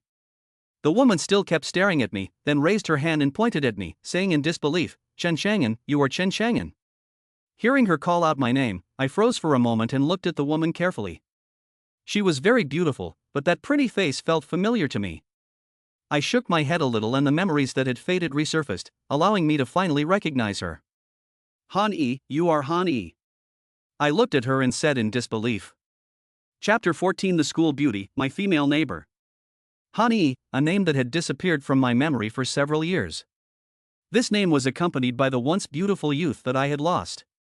That was when I first entered university, a girl who amazed the entire school, the undisputed school beauty of our year. Yes, Han Yi was my university classmate, and we were in the same class in the same year. When I first entered university, Han Yi's seat was right next to mine. She was an excellent girl, and naturally many boys courted her. Although I was closest to her, I knew the gap between us and so I never pursued her. During the 4 years of university, countless boys pursued Han Yi, but I never heard her go out with any of them. After graduating from university, Han Yi went abroad, and she never participated in any of the class reunions over the years. That gorgeous and peerless school beauty has gradually faded from my mind. I never imagined that I would see her again here today. Especially since I had just woken up from a hangover and was still without a shoe, looking a little disheveled no matter how I looked at it. Chen Chang'an, what's this? Han Yi pointed at me, looking puzzled. This. I was just thinking about how to explain it when the door behind me suddenly opened and Mu Xiaowan looked at me angrily. You bastard, what did you do to me yesterday? How did you know I only have a B? Mu Xiaowan's words had just come out when she saw Han Yi across from her, and for a moment she froze. Han Yi opened her mouth and looked at Mu Xiaowan in disbelief. I didn't know what to say in this situation, so I just kept quiet. The atmosphere suddenly fell into an awkward silence. Mu Xiaowan glanced at me, snorted, and said, "I'll deal with you later, you pervert." After that, Mu Xiaowan slammed the door shut. Cold sweat broke out on my head. I looked at Han Yi again, and she was also looking at me, with an unfathomable emotion in her eyes. Don't get me wrong, she and I. I tried to explain to Han Yi, but as soon as the words came out, I realized that it was hard to explain such trivial matters, and the more I explained, the more confused I became. Do you live here, and is she your girlfriend or wife? Han Yi gave a small smile and pointed behind me and asked. No, this isn't my room, this is. I quickly pointed to 609 and said to her. What, you live here, so we're neighbors? Han Yi was a little incredulous. Yes, we are neighbors. I just moved in yesterday. I wiped the cold sweat from my forehead. And you and her? Han Yi was still puzzled. I have nothing with her, I just met her yesterday. You just met her yesterday and you're living together? Han Yi's mouth hung open, looking a little surprised. It's not what you think, don't get me wrong, she and I really don't have anything. I explained again, a little helplessly. Han Yi didn't say anything else, but turned around and opened the door, saying to me, "Old classmate, since we'll be neighbors from now on, come in and have a seat?" "Okay, okay." I nodded without thinking, but when I got to the door I hesitated. I had drunk a lot yesterday, and I still smelled of alcohol, so it seemed a bit inappropriate to go to a girl's room. "What are you standing there for? Come in." Hani urged me if I didn't come in. "I'm smelling of alcohol, can I go in?" I felt a bit embarrassed. "It's fine, just come in," Hani said. Hearing her words, I didn't hesitate any longer and walked in, taking a few looks around. Hani's room was very clean and tidy. "Have a seat, I'll get you a drink," Hani said, walking over to the refrigerator and taking out a drink for me. I was so thirsty that I took it and gulped it down. "It's been a few years since we last saw each other, how have you been?" Hani said, while sitting down on the sofa. I sat opposite her and took a few looks at her. Hani no longer had the youthful appearance she had back then, but looked more mature. She also had an intellectual beauty about her, quiet and refined, which were the best words to describe her. Of course, as the school beauty back then, she was naturally beautiful. "Not bad, I can still get by," I smiled bitterly. "I heard that you married Gu Miao, why isn't she here?" Hani stared at me and asked softly. Hearing Gu Miao's name, the bitter smile on my face grew even wider, but I was also a little surprised. She had been abroad for all these years, and she actually knew that I had married Gu Miao. "I just got divorced, yesterday," I said as if it were nothing. "What, you got divorced?" My answer obviously came as a bit of a surprise to Hani, who quickly apologized to me. "I'm sorry, I didn't know." "It's okay, it's all in the past." I waved my hand to indicate that I didn't care. "Why did you get divorced?" "I heard them say that you were always very good to Gu Miao." Hani continued to ask. I looked at Hani strangely. What she said was a bit strange. She had been abroad for so many years, how did she know about the relationship between Gu Miao and me? Even if some classmates called, they would rarely mention me. How did she know so much about my situation? There are many times when it is useless to simply be nice to someone, because people want a bit too much. I didn't explain anything to her in detail, I just squeezed out a smile. But I know that my smile probably doesn't look very good. Hani looked at me, her eyebrows slightly furrowed, and then nodded lightly without asking anything else. She is a very smart woman and should have guessed.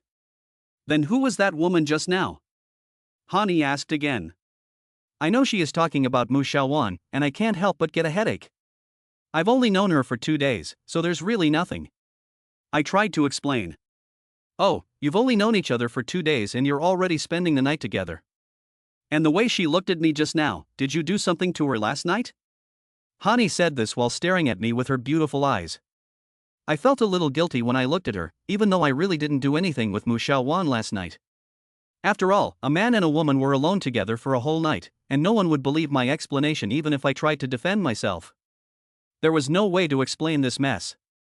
Apart from being a little embarrassed, Hanyi's current behavior surprised me a little, and the feeling was a little strange. No matter how you look at it, this feeling is like the scene of a woman interrogating her boyfriend about what bad things he did yesterday. It's hard for me to explain this, but don't worry, I really have nothing to do with her. I might as well not explain. Upon hearing my words, Hani rolled her eyes. What do I care if you have anything to do with her? What's there not to trust?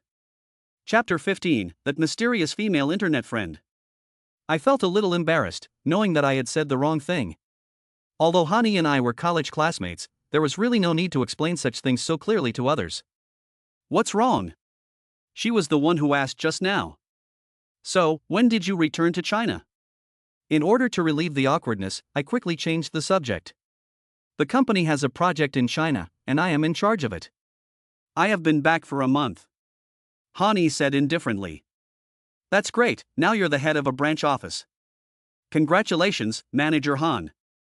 I said with a smile. Hani gave me a cold stare. He's still so smooth-talking. In college, although I never pursued Hani, we usually communicated a lot. At that time, I was more talkative and often made Hani laugh. Are you married? I asked Hani casually. No. Hani shook his head. Why aren't you married yet? You're so outstanding, there must be a line of people chasing after you. You must be too picky. Listen to me, don't be choosy, just quickly find someone similar and get married, otherwise you'll be an old maid if you wait any longer. I teased her. We were old classmates, so we didn't have to be so cautious in what we said. Hani gave me another blank stare. You don't need to worry about me, I'm fine on my own. What's going on with you and that girl across the street? Hearing Hani bring the issue back to the table, I was a bit speechless. But since we would all be neighbors from now on, we would see each other all the time, so I had to clear the air. After some deliberation, I told Hani the whole story of how I met Mu Xiaowan. Of course, I definitely wouldn't say anything about staying in a hotel with Mu Xiaowan the night before. Is that all? Hani listened quietly to me finish, and asked me with a hint of skepticism. That's really all, I have no need to lie to you. I helplessly spread out my hands. Humph, then why did she just say that you know the size of her there? Hani said while gesturing with her hands, just immediately noticing something wrong. She quickly let go of her hands, and a blush involuntarily rose on her face. I was just trying to provoke her, I didn't think she was really that small. I laughed nervously. Hearing my words, Hani couldn't help but give me another glare. Now her face was slightly red, and coupled with her expression, it looked like a girl being spoiled, which made my heart involuntarily touched a little. Hani has always been a school flower level existence, and of course I like such a beautiful woman. It's just that back then I knew the gap between myself and her, and I never dared to reveal my feelings in front of her. I hadn't seen her for a few years, and now she was sitting opposite me, which made me feel a little strange. I glanced at her, and without thinking, I raised my hand and gestured at my chest. You've grown up quite a bit in a few years, at least a C-cup, I'd say. As soon as the words came out of my mouth, I froze, wishing I could slap myself. What the hell was I talking about? Hani, who was standing across from me, was also stunned, and her pretty face turned redder and redder. Well, Chen Chang'an, after not seeing each other for a few years, not only have you become smooth-talking, but you've also become a rascal. Hani pointed her finger at me in anger, while her other hand involuntarily covered her chest. She looked at me as if I were a sex maniac. I didn't mean it, it's not what you think. I hurriedly explained to her, but no matter how you looked at it, the explanation was somewhat feeble. Humph, I finally know what kind of person you are. No wonder people just called you a pervert, you are a big pervert. I was embarrassed, cold sweat came down my head, and I thought to myself, why is my mouth so damned annoying? I haven't seen my old classmate in a few years, and I came up and molested her, what a damn shame. I still have to go to work, I'll go back first. I stood up a little panicked and walked towards the door. When I got to the door, I just opened it, and behind me I heard Hanyi's voice, wait. I made a face and turned back, apologizing to her with a face full of apologies. Sister, it was my fault for speaking out of turn just now. I apologize to you, so please just let it go. Hanyi's face was flushed with shame, and there was a hint of anger. That's not what I'm talking about. Ah, then what else are you talking about? I asked in confusion. I haven't been back for a few years, and I haven't seen any of my old classmates. I want to organize a class reunion tonight, and you should go tonight too. Han Yi's tone carried a hint of command. Upon hearing Han Yi's words, I frowned. A class reunion? Doesn't that mean Gu Miao will have to attend too? Han Yi seemed to know what I was thinking and said to me, don't worry, I won't invite Gu Miao. I don't know her anyway. I noticed that Han Yi's tone was a little cold when she mentioned Gu Miao. This made me a little puzzled. Back in school, their relationship wasn't exactly great, but it wasn't bad either. Now she's so cold towards Gu Miao, did Gu Miao offend her at some point? But since Gu Miao is not participating, I don't have to worry about it. Okay, just let me know where you're going tonight. I paused for a moment, and suddenly remembered that Hani and I had not been in touch for several years, and she didn't have my phone number at all. Write down my phone number, or add me on WeChat. As I said this, I pulled out my phone. No need, I have your phone number in WeChat. Hani snorted. What? When did you have my WeChat? I looked at Hani, confused. I swear I never added her, so why would she say she had my WeChat?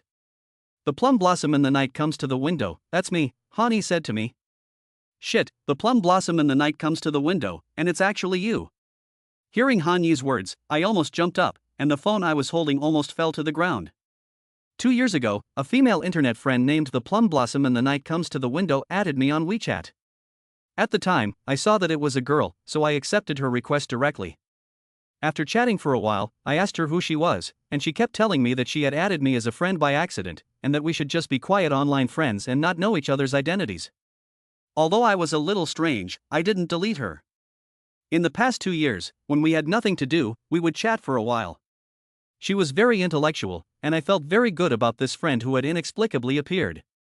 Gradually, we became friends who could talk about anything, and whenever I was stressed or had a fight with my boyfriend, I would chat with her for a while. Every time she would listen to me quietly until I finished, and then comfort and encourage me. Over the past few years, I have considered one night plumflowers arrive at the window as a close friend in my online world, and I have told her almost everything. But I never imagined that the close online friend who often chatted with me would actually be Hani. Chapter 16, Peach Blossom Luck. We were both internet users who didn't know each other personally, and we usually got along quite well, so of course I didn't have any qualms about chatting with her about almost anything. I've told her almost everything that's happened to me over the past 2 years, and sometimes I've shared the happy things with her too. Most importantly, I've told her all my little secrets that I couldn't tell anyone else. Anyway, we are just strangers, and we don't know each other, so I don't have any worries when I talk. I even discussed with her what kind of girl I like, saying that I like beautiful women with long legs the most. Just thinking about this, I felt like the sky was about to collapse, and my face suddenly turned red. Why is it you? I covered my face in some pain. Now I am standing in front of Hani, just like I am naked, which makes me feel ashamed and embarrassed. Chen Shang'an, you'd better behave yourself in the future, I know all your secrets. Hani held up his phone and waved it at me, looking smug. The intense sense of shame made me lose the courage to continue facing Hani, so I covered my face and fled in a disheveled manner, with Hani's somewhat smug laughter ringing behind me. I went back to my room and took a cold shower. The cold water helped to reduce the shame I felt. The person I had been chatting with for 2 years, one night of plum blossoms at the window, was actually Hani. This news really shocked me. Over the past 2 years, I had chatted with her about almost everything, even the most personal things. Now I had no privacy at all in front of her, which was really fucked up. Why had Hani added me and chatted with me for so long? What did she want? I couldn't figure out what was going on. The name One Night Plum Blossoms at the Window was a bit interesting. It came from the Tang Dynasty poet Lu Tong's Somewhere in My Thoughts, and one line was One night the plum blossoms bloom, suddenly at the window I suspect it is you. Hani chose this name, so she obviously had someone in mind. Could it be that this someone in mind is me? I raised my hand and slapped myself twice. What the hell was I thinking? She is the school beauty par excellence, and back then, I don't know how many guys were after her. Now she is even more outstanding, so how could she possibly fancy me? I stopped my rambling thoughts, got out of the shower, got dressed, and then prepared to go to the Yuntian Club. In fact, it doesn't matter whether I come here in the morning or not, because I only have one guest, Zhu Yeqing. And Zhu Yeqing usually comes here every day at around 4 or 5 o'clock in the afternoon, so I don't need to come at other times. But after all, I feel really bad about taking someone else's 20,000 yuan a month, so I usually come to the club during the day to help with some chores. The club is not too far from where I live, and I'm in no hurry, so I don't take a taxi, but walk there. When I arrive at the overpass, there are quite a few people squatting or sitting on both sides, mostly elderly people, with a cloth spread out at their feet, telling fortunes. I don't believe in any of that stuff at all. I've always felt that people need to take control of their own destiny, and if those fortune tellers were really capable, they wouldn't need to squat on the flyover every day. So when I saw these fortune tellers, I didn't even think about stopping. Young man, please stop. Just then, a voice suddenly sounded behind me. I looked back and saw a man standing behind me, about 45 or 60 years old. The man was just over 1.6 meters tall, thin, and slightly stooped, making him look like a rat that had just crawled out of a sewer. He had triangular eyes, yellow teeth, a smile full of wrinkles, and an extremely greasy center parting. The whole person looked extremely uncomfortable, and his appearance was exactly the same as Captain Jia in Underground Transportation Station, and he was extremely wretched. No, he's even more wretched than Captain Jia. I looked at his face, which made you want to punch it, and couldn't help but marvel at the wonders of the Creator, who really does create all kinds of people. What do you want? I asked him, holding back my physical and mental discomfort. Young man, I can see that you're in a dark place, and I'm afraid that you've recently encountered some kind of problem. And since the dark energy is in your internal organs, it must be a problem at home, isn't it? I froze for a moment when I heard what he said, a little surprised that this guy, who had grown up to be such a scoundrel, was actually a fortune teller. What was even more surprising was that what he said was quite accurate. But when I saw the cunning in his triangular eyes, I immediately understood what was going on. These fortune tellers are all experts, seeing countless people every day, and they often try to bluff their customers. If they can bluff them, great, if not, no problem. This guy was obviously bluffing me. "You're wrong, there's nothing wrong at home." I smiled at him. "That's not right, I can't be wrong, there must be a problem at home." He looked at me and pretended to be deep in thought, stroking his chin. I knew that his hesitation just now had given him a clue, and he was still trying to bluff me. I smiled and said, "Okay, even if you were right just now, this doesn't count. Tell me what else you saw. If you're right, I'll willingly pay you." "Young man, don't be impatient. Let me take a good look at your face again." Hearing my words, he suddenly perked up, and his narrow eyes kept scanning my face. "Okay, what did you see? Hurry up and tell me, or I'm leaving," I said impatiently. "Little brother, don't look at me, I may not look good, but I'm definitely not a liar. No matter what, you have to remember that you can't judge a book by its cover, and that strange people have strange appearances. Okay, are you going to tell me or not? If you don't tell me, I'm leaving." Seeing that he was about to start talking nonsense again, I raised my foot and was about to leave. The guy grabbed my sleeve and quickly said, "I can see that you're having good luck with the ladies recently. The red star is moving above your destiny palace, and I'm afraid it's not just a little luck." Luck with the ladies. Hearing his words, I was stunned. Although I've been unlucky recently, I've inexplicably met several women, Zhu Yeqing, Mu Xiaowan, and Han Yi. And it seems that there is some kind of entanglement between these three women and me, no matter how minor. Could it be that this guy is really a master, and he can even see this? "What else have you noticed?" I asked him. "One red apricot tree has gone, and 3 peach blossoms have bloomed. Little brother, if I'm not mistaken, you should have 3 parts of good fortune right now." Holy cow, a master. I looked at the lecherous face of that guy, and my heart was suddenly shocked. Chapter 17, Good Fortune in the Midst of Calamity. A red apricot tree bears 1 branch, and that branch grows over the wall. Isn't that what they say about Gumiao? 3 peach blossoms, which just so happen to correspond to the 3 women I've recently encountered, Zhu Yeqing, Mu Xiaowan, and Han Yi. Holy shit, is this guy really a high-level person? I took another long look at his lecherous face, and apart from the urge to vomit, I couldn't see the slightest hint of a high-level person. "What else did you notice?" I continued to ask him, wanting to test the depth of this master. "I can see that apart from the peach blossom on your face, you also have the appearance of a prominent figure, which indicates that your luck is about to change, and your future destiny is bound to be extraordinary." He shook his head while speaking, with an inscrutable look on his face. I knew that apart from that, he couldn't say anything else, and the face reading was over. "Yes, what you said was very helpful, but unfortunately, I don't have any cash on me, so I'm afraid I can't pay you." I smiled at him and prepared to leave. Unexpectedly, the guy stopped me, laughed twice, took out his phone, and opened the QR code for payment. "No problem if you don't have cash, I can accept payment via QR code." I froze for a moment, not expecting this guy to be so well prepared. After some bargaining with this guy, I finally paid the fortune-telling fee of 100 yuan. Since this guy's image was really bad, I didn't want to chat with him much, so I paid and left. What I didn't know was that the guy had been standing on the overpass the whole time, watching my back until I could no longer see my figure. He frowned and muttered to himself, "There is good fortune in the red dust disaster. This child is outstanding and will certainly be extraordinary in the future. I will not be wrong with my Qinggu technique." But then he gave his thigh a heavy slap. Damn it, I should have learned more from that old blind man back then. Now, although I can see that he has a bright future, I can't see where his fortune lies in the future. A moment later, he smiled and continued, "Our encounter today is destined to be fateful for us. Maybe we'll see each other again in the future, and maybe the turning point for my brothers and I will be with this person." Of course, I didn't know that the guy had been watching me leave like a lovesick girl, but I did have some thoughts about what he had said. Although he didn't look like much, the fortune-telling I got today still surprised me a little. Could it really be true what he said, that I've got good luck with women? The 3 women standing next to me now, Zhu Yeqing, cold and aloof, Mu Xiaowan, young and beautiful, and Han Yi, pretty and intelligent, all of them are a little too good for me. Could it be that there really is something between them and me? But this thought only flashed through my mind. That guy doesn't look like a proper fortune teller, and even if he was, I don't believe in this stuff. I'm a divorced man now, with nothing, not even a proper job. Not to mention Zhu Yeqing, I wouldn't even dare think about having a future with Mu Xiaowan and Han Yi.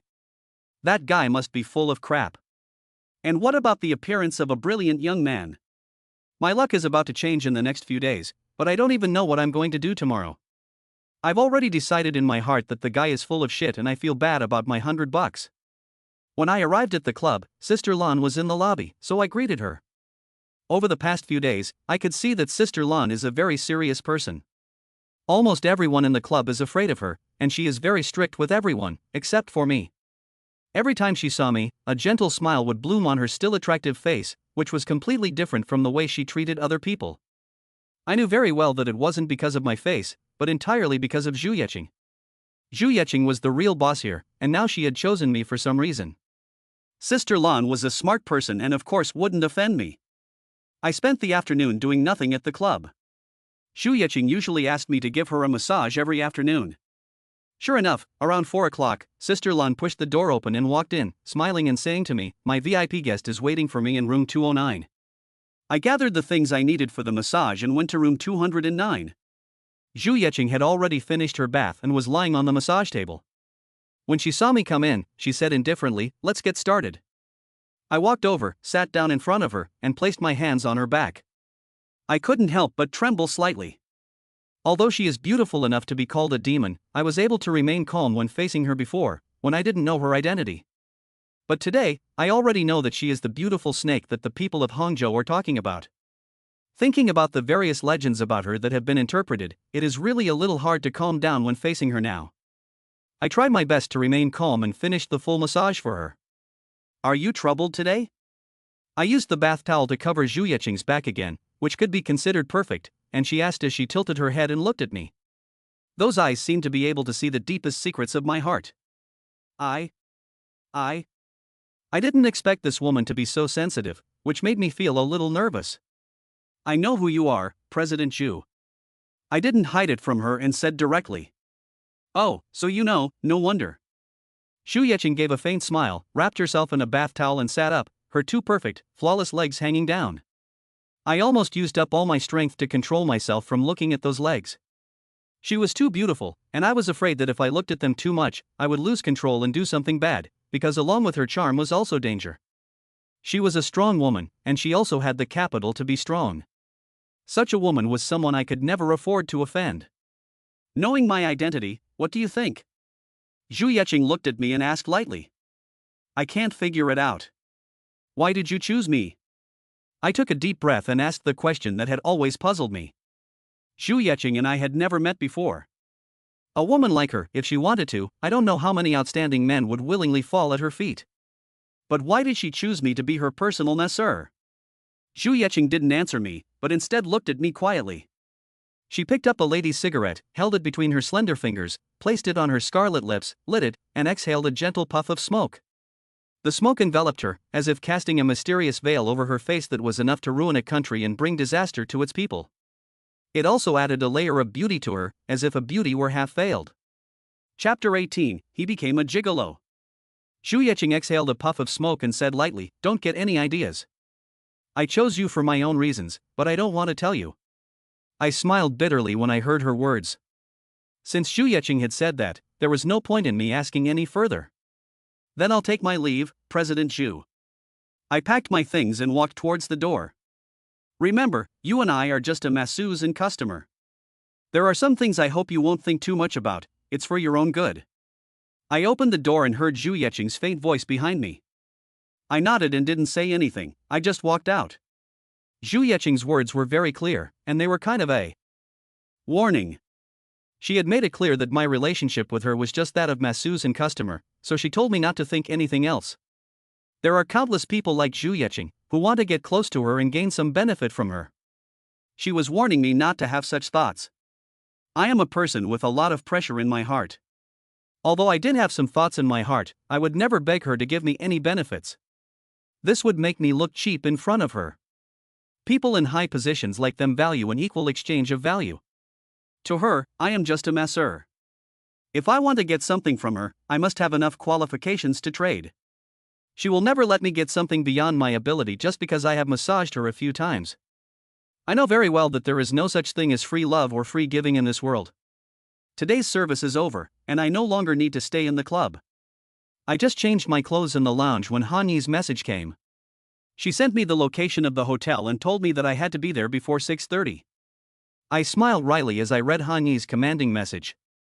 Now that she had all my secrets, I really couldn't afford to offend this formidable woman. As I walked out of the club, I happened to run into Zhu Yecheng's bodyguard, a burly man with a bald head tattooed with a peony flower. When he saw me, he smiled and nodded at me, and I quickly nodded politely back. The man passed me by without saying anything. His image gave off an absolute sense of oppression, and it was estimated that most people would find it difficult to remain calm in his presence. However, I had met him a few times before, and like Zhu Yecheng, he seemed to have an inexplicable kindness towards me. What was going on? I couldn't figure it out, and I wondered what it was about me that they valued so much. Han Yi sent another message saying that everyone was already there and that I should hurry. I took a taxi and went straight to the hotel. Inside the private room, there were already 8 or 9 of my classmates from back then, and they were all people I usually got along with. As soon as I walked in, everyone started exchanging warm greetings, and naturally Han Yi became the focus of the party. She was originally the school's beauty queen, and she was also very good at her studies. After graduating, she went abroad to work, and now that she has returned to China, she has become a manager. She is considered to be one of the best among our classmates. At the table, everyone kept praising Han Yi. By the way, Chang'an, why didn't Gu Miao come today? One classmate looked at me and asked curiously. I smiled awkwardly, and Han Yi also turned to look at me, her eyes full of concern. She's busy at work and has to work overtime today, so she didn't come. I pretended to be carefree and smiled. What kind of important work is it that she can't even attend a reunion with her old classmates? Chang'an, you're really something, going out and having a good time yourself while letting your wife work overtime. Someone teased with a smile. I smiled and didn't say anything. After all, none of them knew about my divorce from Gu Miao. Alright, everyone, let's drink. After dinner, shall we go sing a couple of songs? Han Yi nonchalantly changed the subject. Hearing Han Yi's suggestion, everyone immediately became interested and started discussing which karaoke had good sound effects and which had clean private rooms. I glanced at Han Yi and nodded at her, thanking her for saving me. Han Yi smiled at me, her smile as bright as a flower. Oh, everyone is here, it's so lively, why didn't you call me? Just as everyone was talking with their heads bowed, the door to the private room suddenly opened and a man and a woman walked in. It was none other than Gu Miao and her adulterer, Luan. I didn't expect Gu Miao to show up here, and she was even with that Luan. Looking at the two of them, the anger in my heart suddenly welled up. Han Yi on the side looked at Gu Miao, also full of surprise. Oh, it's Gu Miao. Sit, sit, sit. Just now, this Chang'an guy said you were working overtime, and I didn't think you'd actually come. Someone quickly got up and tried to give Gu Miao his seat. But he was pulled back by the person next to him. Now everyone could see that something was wrong. Because Gu Miao had come in with another man, and my expression made it obvious that there was a problem, unless you were blind. The man who had just stood up to give his seat to her sat down sulkily, and for a moment the entire compartment fell silent. Gu Miao, why are you here? Han Yi broke the silence and asked Gu Miao. Han Yi, we were old classmates, and it's been a few years since we last saw each other, but you organized a class reunion and didn't even invite me, that's really not cool. Gu Miao said this while smiling at Han Yi, except that the smile carried a hint of meanness. Gu Miao, who is this? Someone spoke up, asking who the man next to Gu Miao was. Gu Miao smiled, put her arm around Luan's arm, and was full of happiness. He is my husband, Luan, who specially accompanied me today. Everyone should take good care of him. What, he is your husband, then? At that moment, everyone looked at me, full of disbelief. Feeling everyone's gaze, I felt as if countless slaps had been dealt to my face, filling my chest with rage and making it difficult to breathe. I divorced him, didn't Chen Chang'an tell you? Gu Miao said, pretending to be shocked. You actually got divorced, when did it happen? Everyone started asking in a flurry. Enough, you still have the face to come here. I could no longer control my anger, and yelled at the adulterous couple. Chen Chang'an, shut up. You're the one who shouldn't be here. Gu Miao turned to the group and said with a sneer, you all don't know yet, but your good friend, this good-for-nothing Chen Chang'an, is now a gigolo. Chapter 19, The Traitor by Yi Qing's Side. What? What did you say, Gu Miao? Chen Chang'an is a gigolo? What kind of gigolo? A roast duck gigolo? Are you stupid? Roast duck? What kind of gigolo are you talking about? As soon as Gu Miao spoke, everyone looked at me, and there was a murmur. Han Yi also looked at me, with a complex expression on his face, not believing it, but also confused. Gu Miao was leaning on Luan, and the two of them looked at me with a smug expression. I knew very well that it was this bitch Gu Miao who had deliberately come here to humiliate me. Shut the fuck up, you bitch! I yelled at Gu Miao. How dare you scold me, Chen Chang'an? Do you think I don't know about all the shitty things you've done? You work at the Yun Tian Club right now, where you're a gigolo. Don't you dare admit it. Gu Miao pointed at me with her mean words, and Luan, who was standing next to her, also had a sneer on his face. Everyone knows what the Yun Tian Club is. My cousin often goes there, and I've already asked him to find out all about you. You work there as a male PR. Luan looked at me with a sneer, condescendingly, with an expression of victory. These two bitches are investigating me. I took a deep breath. I never expected Luan and Gu Miao to secretly investigate me.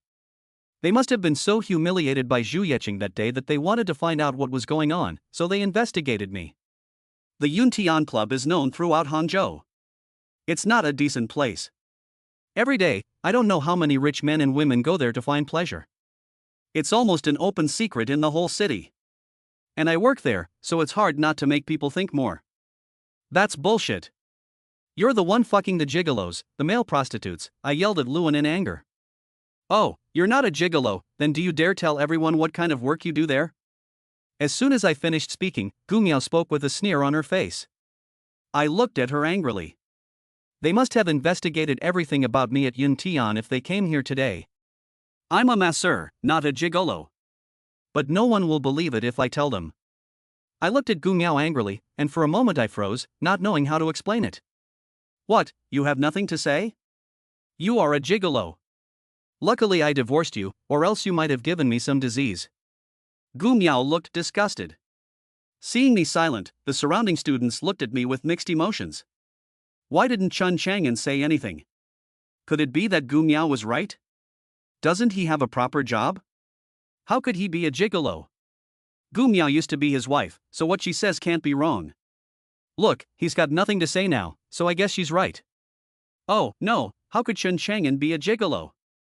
It's a real shame to have been his classmate. If this gets out, people won't be able to stop laughing.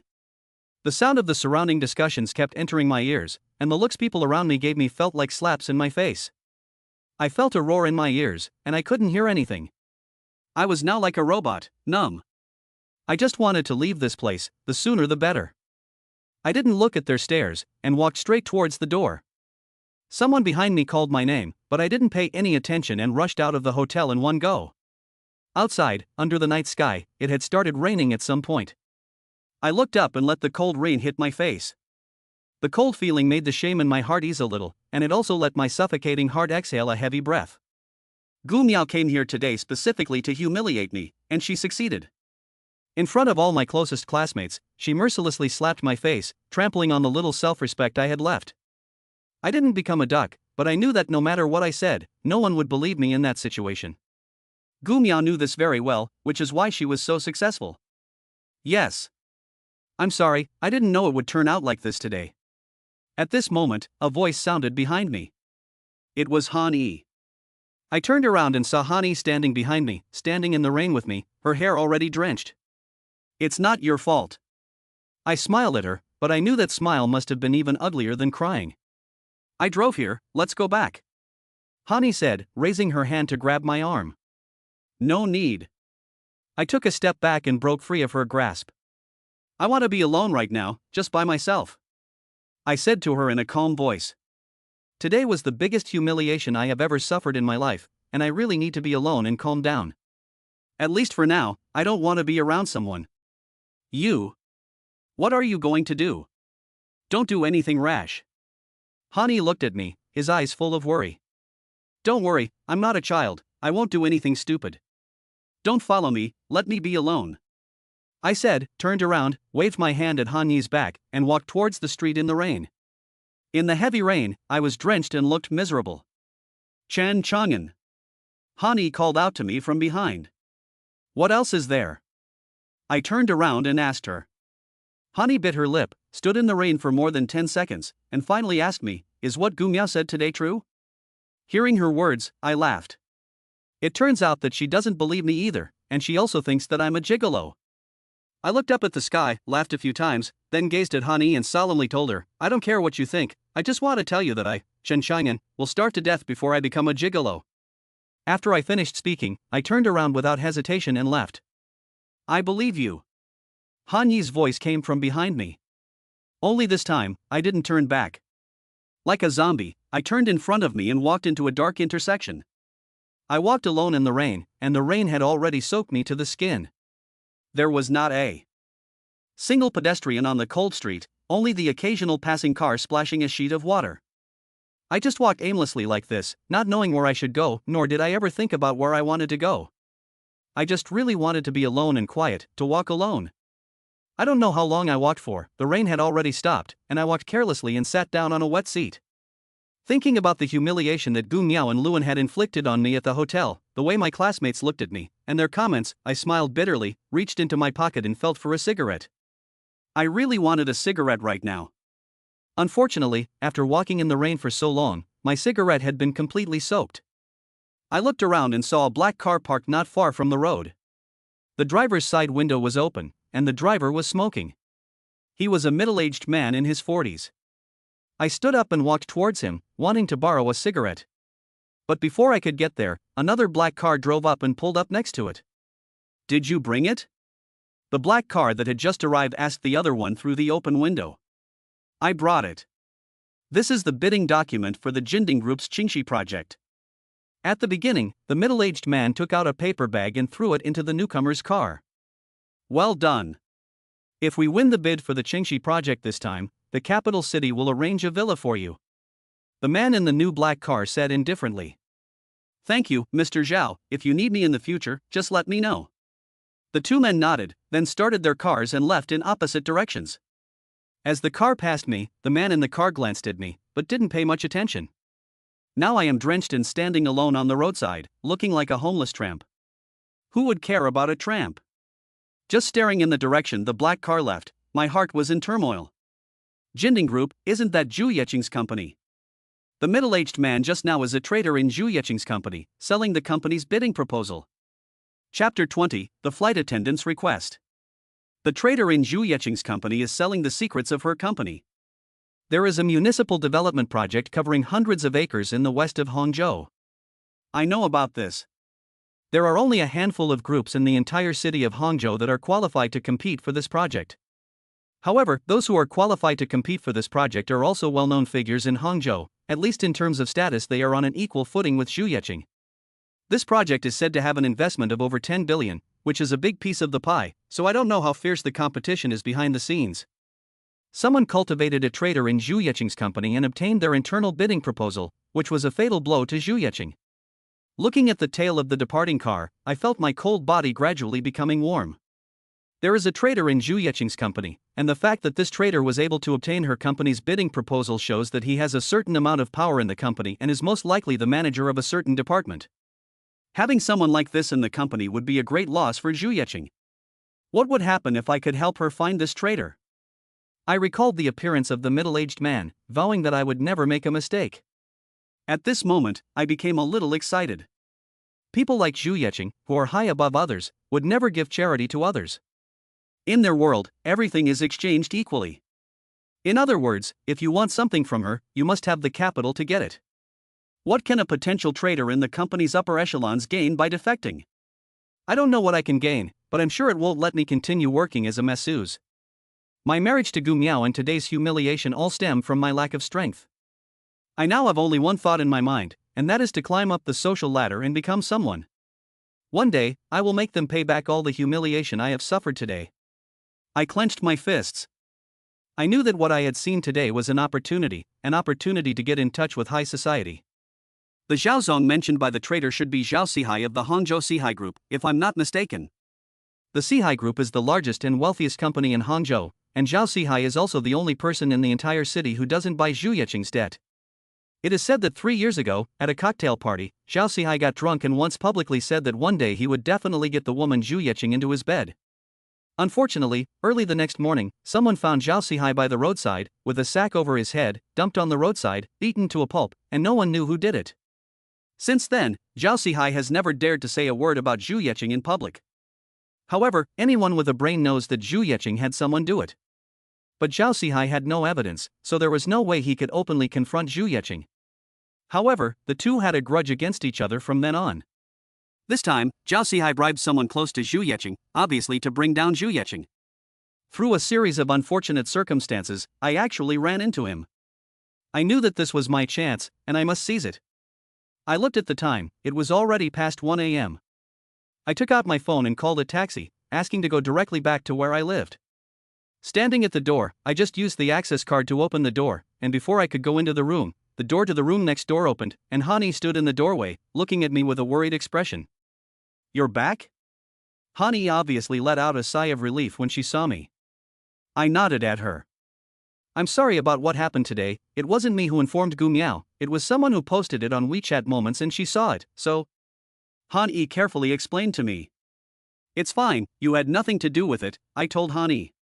"Are you still feeling bad?" Han-Yi asked me carefully. "I'm fine now, don't worry." I smiled at her. Han-Yi nodded. "You came back so late, I was worried sick." "You're all wet, go take a hot shower quickly, and take some cold medicine before going to bed, be careful not to catch a cold." This was the first time I realized that you can be so chatty and like an old woman. I laughed and played a little joke on her. Hani puffed up her mouth and said angrily, "You're the old woman." A little joke instantly dissolved the awkwardness between us. "So I'm going to take a shower?" I said to Hani. She nodded, and I walked directly into the room. Just as I was about to close the door, Hanyi's voice rang out again, "Shen Chang'an, I believe Yuan would never do that kind of work." I turned around, smiled at her, nodded, and said, "Thank you. It's getting late, so you should get some rest." Hani nodded, walked towards her room. I closed the door, took off my clothes, walked to the bathroom, stood under the shower, and long since no longer felt the anger I felt when I was humiliated by Gu Miao. I was now thinking about only one question, and that was what today's secret could get me from Zhu Yeqing. The world is a fair place. If you are willing to work hard, you will be rewarded. At the same time, the world is also unfair, because the chances of an ordinary person becoming a dignitary are almost zero. It's not that you're not capable, but there is an invisible barrier between each class, and people live their lives spinning in their own circles. The old farmers in the countryside meet every day to discuss how to plant the land well, how to fertilize it, and when to water it in order to harvest more food. But there is a cruel reality: no matter how well you grow your crops, you will always just be a farmer. Every social class is basically fixed, and it is almost impossible for an ordinary person to jump from one class to another by their own strength. I am an ordinary person, and Zhu Yeqing is the upper class of Hangzhou's dignitaries and nobles. Originally, there would be no intersection between her and me, let alone the idea that I could get any help from her. But now it's different. I was able to help her find the traitor in the company, which means that I have an opportunity to make a trade with him. I was so excited that I hardly slept at night. In the morning, I had just fallen asleep when there was a loud banging on the door. The noise scared me so much that I jumped up, almost thinking that the house was being demolished. "Who the hell is it?" I yelled with a bad mood. "Open the door, you rascal." A beautiful girl's voice sounded at the door. It was Mu Xiaowan, who lived across from me. It turned out to be this auntie. I gave a bitter smile, quickly got up from the bed, walked to the door and opened it. Mu Xiaowan was standing in the doorway, wearing a well-fitting flight attendant uniform and holding a suitcase. Seeing Mu Xiaowan in a flight attendant uniform, I froze for a moment and couldn't help but take a few more looks at her long, white legs. Mu Xiaowan was already a very pretty girl, and her figure was also beautiful. Now she was wearing a flight attendant uniform, which made her look even more energetic. This uniform in particular inadvertently fulfills a certain fantasy that men have about beautiful women in uniforms. "Does it look good?" Mu Xiaowan asked, smiling at me. "It looks good, it looks good, it looks so good." I answered subconsciously, while also taking 2 more looks at Mu Xiaowan's thighs. "Oomph, I was right, you are a complete pervert." Mu Xiaowan snorted, pointing her finger at my forehead and saying menacingly, "Big sister, you are beautiful, why don't you let people look at you?" I felt a little helpless. Humph, you know how to talk, I forgive you for your disrespect. Mu Xiaowan crossed her arms and looked down on me. By the way, I saw you talking to the woman next door yesterday, do you know each other? Mu Xiaowan stared at me, as if interrogating a criminal. Yes, we were college classmates. I explained to her with a bitter smile. What? She was your college classmate? You horny guy knew she lived here before you came, didn't you? Mu Xiaowan looked me up and down. Big sister, we've spent 2 nights alone together, and I never touched you. You kept calling me a horny guy. Don't you have a conscience? I always feel a bit helpless when dealing with this woman, Mu Xiaowan. Humph, you're the big sister, and your whole family is the big sister. Obviously, Mu Xiaowan was a bit unhappy with me calling her big sister. Fine, I admit defeat. What do you want, old lady? I quickly begged for mercy. I'm going out, I'll be back in a week. Mu Xiaowan said to me, pulling her suitcase. I wasn't surprised. As a flight attendant, she had to work, of course, but I just didn't know where she was flying to this time. So what did you want with me? I asked her curiously. Mu Xiaowan took out an access card and threw it at me. I reached out and took it, looking at her blankly. This is the access card to my room. I bought some flowers a couple of days ago. This time when I go out, you take care of them for me. If you let them die, I'll come back and get you. Mu Xiaowan said, raising her fist at me in a threatening manner. Is that all? I asked Mu Xiaowan. She nodded. I was a little between laughter and tears. She almost broke down my door in the morning. This old woman just wanted me to take care of her flowers for her. Couldn't she have just called or WeChat me? No, I don't seem to have her phone number or WeChat. Come on, add me on WeChat and report to me whenever there's something. Mu Xiaowan said, took out her phone, showed the QR code, and said to me. I quickly scanned the code and added her. Mu Xiaowan shook her phone and said to me, remember, report to me every day, don't be lazy. Okay, I know, your words are orders, I definitely dare not disobey. I quickly said to her. Just then, the door next to us opened and Hani walked out, looking at Mu Xiaowan and me with a strange expression on his face. Chapter 21, A Woman with an Overwhelming Sense of Pressure. You're awake? Hani glanced at me and then smiled at Mu Xiaowan. Hello. Mu Xiaowan also smiled at Hani. I heard that you are his classmate, and we will all be neighbors in the future. Nice to meet you. Mu Xiaowan said, extending her hand. Hani also extended his hand and shook it with her generously. After releasing his hand, Mu Xiaowan took the suitcase and said to me, I'm leaving, remember to take good care of it, or else I'll see how I can fix you when I come back. Mu Xiaowan waved her fist at me. Hani was right next to me, and at this moment I was extremely embarrassed, so I said to her, you hurry up and go, old woman. Mu Xiaowan snorted, pulled the suitcase, and walked into the elevator. You seem to have a good relationship with her. Hani said to me with a faint smile as she watched Mu Xiaowan leave. I felt uncomfortable as she stared at me, and I said with a dry laugh, we're really just ordinary friends. Oomph, ordinary friends can give you the key to her house? Hani pointed at the access card in my hand. I gave a bitter smile and knew that this was probably difficult to explain, but I was afraid that Hani really had the wrong idea, so I felt that I should explain. Listen to my explanation, things are not what you think they are. Sorry, I don't have time to listen to your explanation. I have to go to work soon, and you don't need to explain to me. Hani finished speaking and turned around and left directly. Today, she was wearing a professional suit. Her black skirt revealed her long, round legs wrapped in black silk, and she was wearing a pair of slender black high heels. The high heels made a crisp sound on the ground, and her graceful figure swayed with her steps, making her back look full of endless temptation. I looked at her back and was transfixed for a moment. Hani walked to the elevator, turned around and looked at me, noticing that I was staring at her. She blushed. What are you looking at? At you, you're just too good looking. I blurted out without thinking.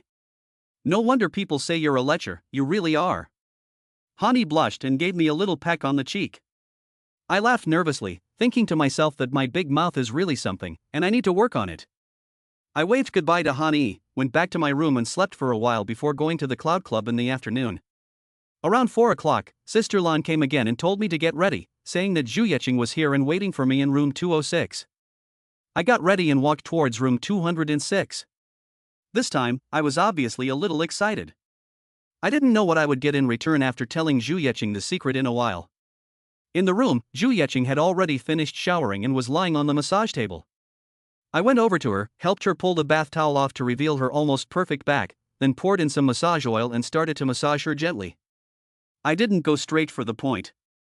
As soon as I entered the room, I told her that there was a traitor in the company. I had to keep my cool, otherwise she would look down on me. I massaged her for half an hour, until Zhu Yeqing said it was okay, and I stopped, covering her back with the bath towel again. I didn't leave, however, but sat down in the chair next to her. Zhu Yeqing noticed my unusual behavior and, covering her shoulders with the towel, sat up as well, asking me, "Is there something else?" I tried not to look at her bare shoulders and her legs peeking out from under the towel, and just nodded. "Oh, what is it?" "Tell me," Zhu Yeqing said, taking out a lady's cigarette and lighting it for herself, exhaling a puff of smoke and speaking to me. "President Zhu, is your company bidding on the project in the west of the city?" I asked her after weighing up my tone. "Yes." Zhu Yeqing flicked the ashes off her cigarette.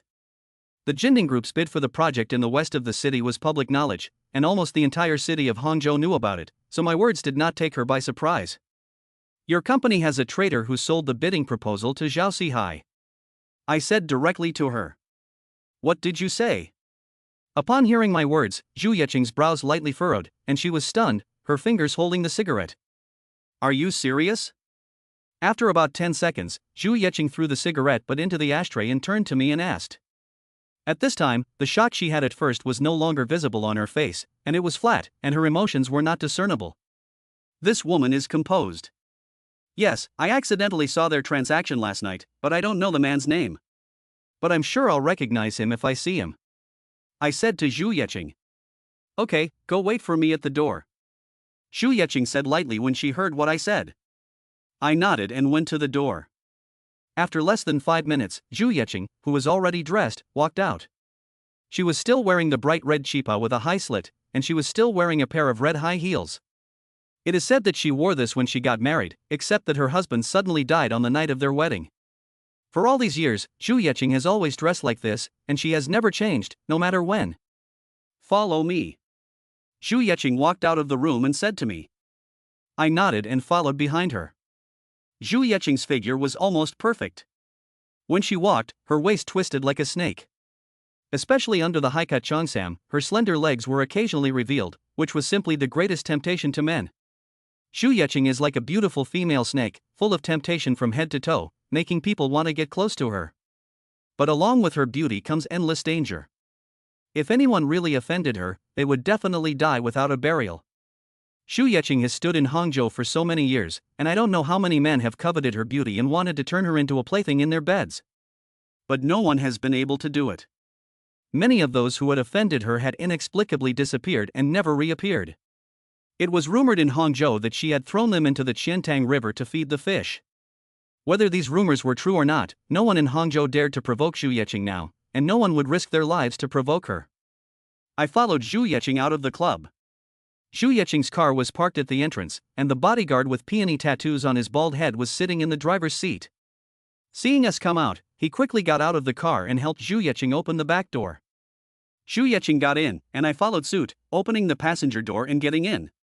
"We're going to the company. I've already informed all department managers that we'll be having a meeting in 10 minutes, Zhu Yeqing said lightly as she sat in the car. The bald bodyguard didn't say anything, just nodded, and then started the car. He drove fast, but very steadily.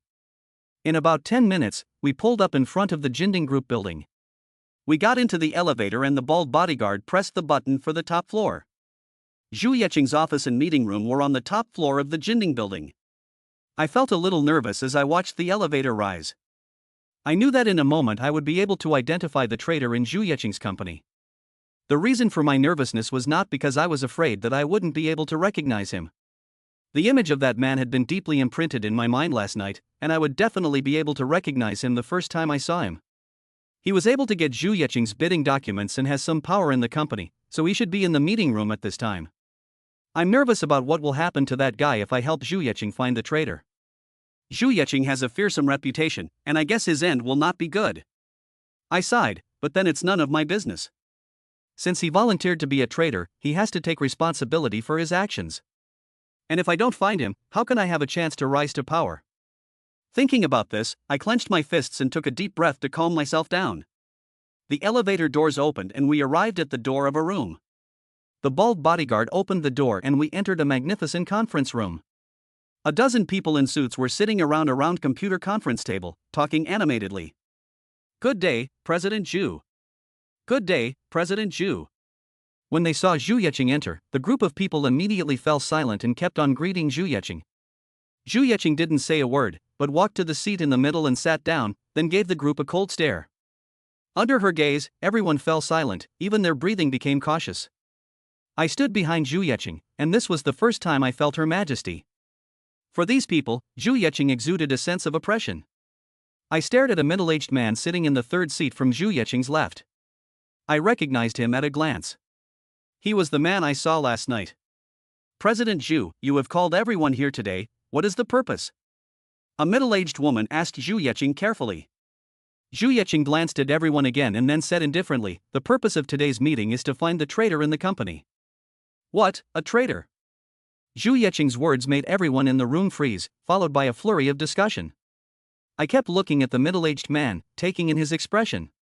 When Zhu Yeqing said he wanted to find the traitor, his face clearly turned panicked, and his eyes were filled with fear. "President Zhu, there is a traitor in our company?" The middle-aged woman asked Zhu Yeqing. It was clear that this woman must be highly regarded by Zhu Yeqing in the company. Yes, someone sold the bidding documents for the company's Qingxi project to the Sihai Group. Zhu Yeqing said, rubbing his forehead with his hand. "What, this? How is this possible?" Everyone in the room was completely shocked. You have to know that Jinding Group has invested almost all of its strength in the Qingxi project. If this project collapses, Jinding Group will definitely not have an easy time in the future. The person who betrayed this project wanted to put Jinding Group in a dead end. Everyone in the office was furiously discussing the matter, except for the middle-aged man, whose face had turned pale and cold sweat had appeared on his head. However, in order to hide his panic, he pretended to be angry with the people around him. Zhu Yeqing glanced back at me. I knew what she meant. She was asking if I had found the traitor. I nodded slightly to tell her that the person was in the room. Zhu Yeqing placed her hand on the conference table and tapped it twice lightly. Everyone in the room suddenly fell silent. Since I have gathered everyone here today, I already know who the traitor is. Now I am giving you one last chance. Come forward voluntarily, and there may still be a way out for you. Zhu Yeqing's tone was flat, and as soon as the words left his mouth, there was complete silence in the meeting room. Everyone glanced at each other, trying to figure out who the traitor was. "I'll count to 3. Zhu Yeqing raised 3 fingers and began counting down. I kept my eyes on the middle-aged man. At this point, he was clearly on the verge of collapse, with cold sweat running down his head and his face pale.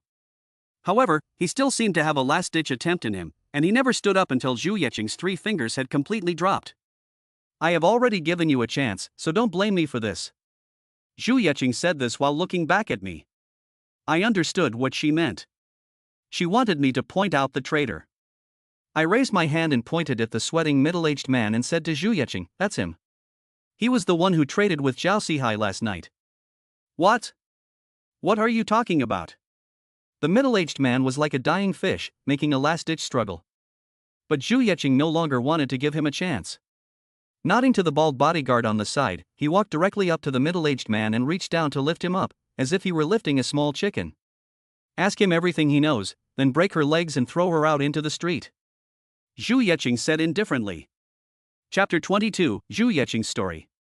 The bald man carried the middle-aged man and ignored his pleas for mercy as he walked straight out, and Zhu Yeqing didn't even look at him. The entire conference room was silent, and no one dared to say a word. Although that person was a colleague of everyone, no one spoke up to plead for him. Zhu Yeqing waved her hand and said, "Go away." Hearing her words, the people in the room immediately stood up and left the conference room carefully. Zhu Yeqing bowed her head, not knowing what to think, while I was thinking about the scene of the man being dragged out just now, and Zhu Yeqing's words. "That man will have his legs broken and be thrown out onto the street, and it's all because of me. It was my report that will make him spend the rest of his life in a wheelchair." My mood is a bit complicated right now, and I can't put into words what it feels like. Follow me. Just then, Zhu Yeqing stood up and walked towards the other side of the conference room, and I quickly followed behind her. There was a door at the back of the meeting room. Zhu Yeqing stood in front of the door, entered the password, and the door opened. Inside was an office of extreme grandeur. The office floor was covered with carpet, and in front was a huge French window. Standing in front of the window, you could directly see the Qiantang River, not far away, with its rolling waters. This was Zhu Yeqing's office. Zhu Yeqing went behind the desk, sat in her boss's chair, and then tapped her finger, indicating that I should sit in front of her. I walked into the office and sat at the desk. You did well today. He is the manager of our project department and knows a lot of company secrets. I never thought he would be bought off by Zhao Sihai, Zhu Yeqing said to me. I was a little surprised to learn that the man was actually the manager of the project department of Zhu Yeqing's company. No wonder he was able to get hold of the company's bidding plan, as he was in such an important position in the company. If he wasn't uncovered today, the losses that Zhu Yeqing's company would suffer in the future would be immeasurable. I knew very well that I had done Zhu Yeqing a great favor today. You have helped me, and I can give you whatever you want, as long as it is not too much. At this time, Zhu Yeqing turned her head, not looking at me, but looking out the window at the distant Qiantang River, and said lightly. Hearing her words, I couldn't help but clench my fists, and my mood became a little excited.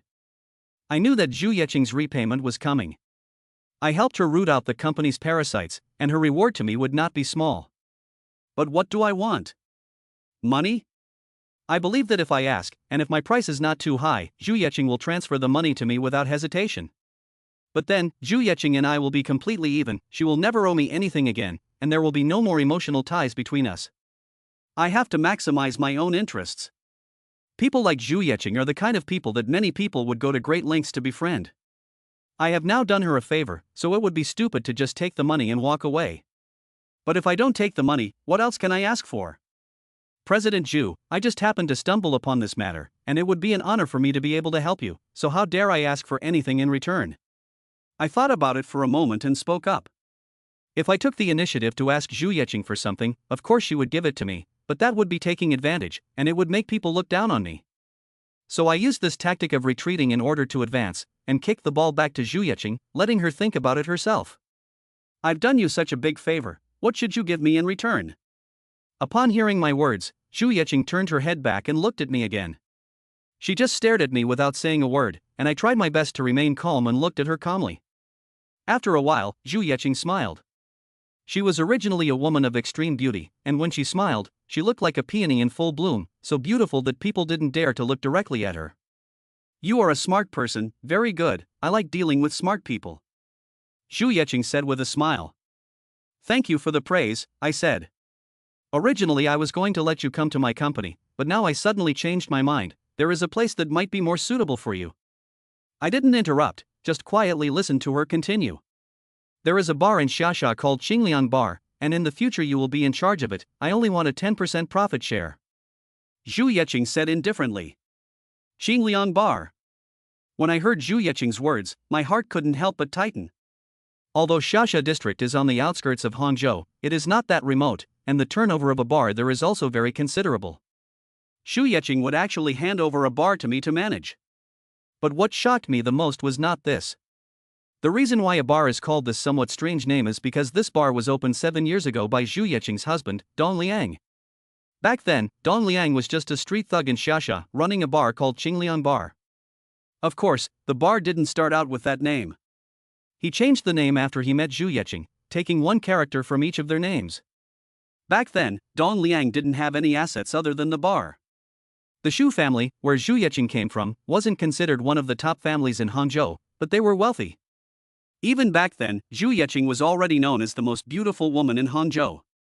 Dong Liang, a hooligan, somehow took a fancy to Zhu Yeqing and went to the Zhu family alone to propose marriage. The Xu family, of course, did not want to, and almost beat him out. As a result, Dong Liang took out a knife, slashed himself, and calmed the Zhu family. He let it be known that he would marry no one but Zhu Yeqing, and Zhu Yeqing would have to marry him. He would come to fetch Zhu Yeqing after 3 years. After returning home, he changed the name of the bar to Qingliang Bar, and in just 3 years, he went from being a hooligan to an upstanding member of Hangzhou society, founding the Jinding Group. That day, he went to the Zhu family in person and used hundreds of luxury cars to marry Zhu Yeqing into the family. The wedding almost caused a sensation in half of Hangzhou. What no one could have imagined was that on the night of the wedding, he suddenly died of a sudden stroke. But everyone knew that Dong Liang's death was not that simple. Some even rumored that Zhu Yeqing was born to be a poisonous widow, and whoever slept with him would not die a good death. The rumors about Zhu Yeqing's suspicious character also started at that time. After Dong Liang's death, countless people in Hangzhou coveted his assets and Zhu Yeqing, the pretty widow. No one thought that Zhu Yeqing, a woman, could hold on to Dong Liang's assets. But the result was unexpected for everyone. Not only did Zhu Yeqing hold on to Dong Liang's Jinding group, she made it even bigger than it was in his day. In just 3 years, Zhu Yeqing became a woman no one in Hangzhou would dare to provoke. No one knows what Zhu Yeqing has sacrificed to achieve all this. Now Zhu Yeqing has a lot of assets, and the income from a bar is nothing she cares about. However, she has kept the Qinglian bar. I think it is because she still misses her dead husband. I will not interfere if you take care of the bar. If you can stand there, it is your own ability. If you can't stand there, it is your own incompetence. I will not help you. Zhu Yeqing looked at me and said indifferently. I nodded, knowing what she meant. Although I will take care of the bar, how to continue operating it depends on me, and Zhu Yeqing will not help me. But even so, I'm already very satisfied. The income from a bar is definitely considerable, at least much better than being a masseuse like I am now. Tomorrow I'll have Xiaohua take you there. As Zhu Yeqing spoke, she leaned back in her chair, her eyes vacant, wondering what she was thinking. Xiaohua? I froze for a moment. It's that bald guy, his name is Li Xiaohua. Zhu Yeqing said with a smile. Li Xiaohua. Hearing that name, I almost let out a cry.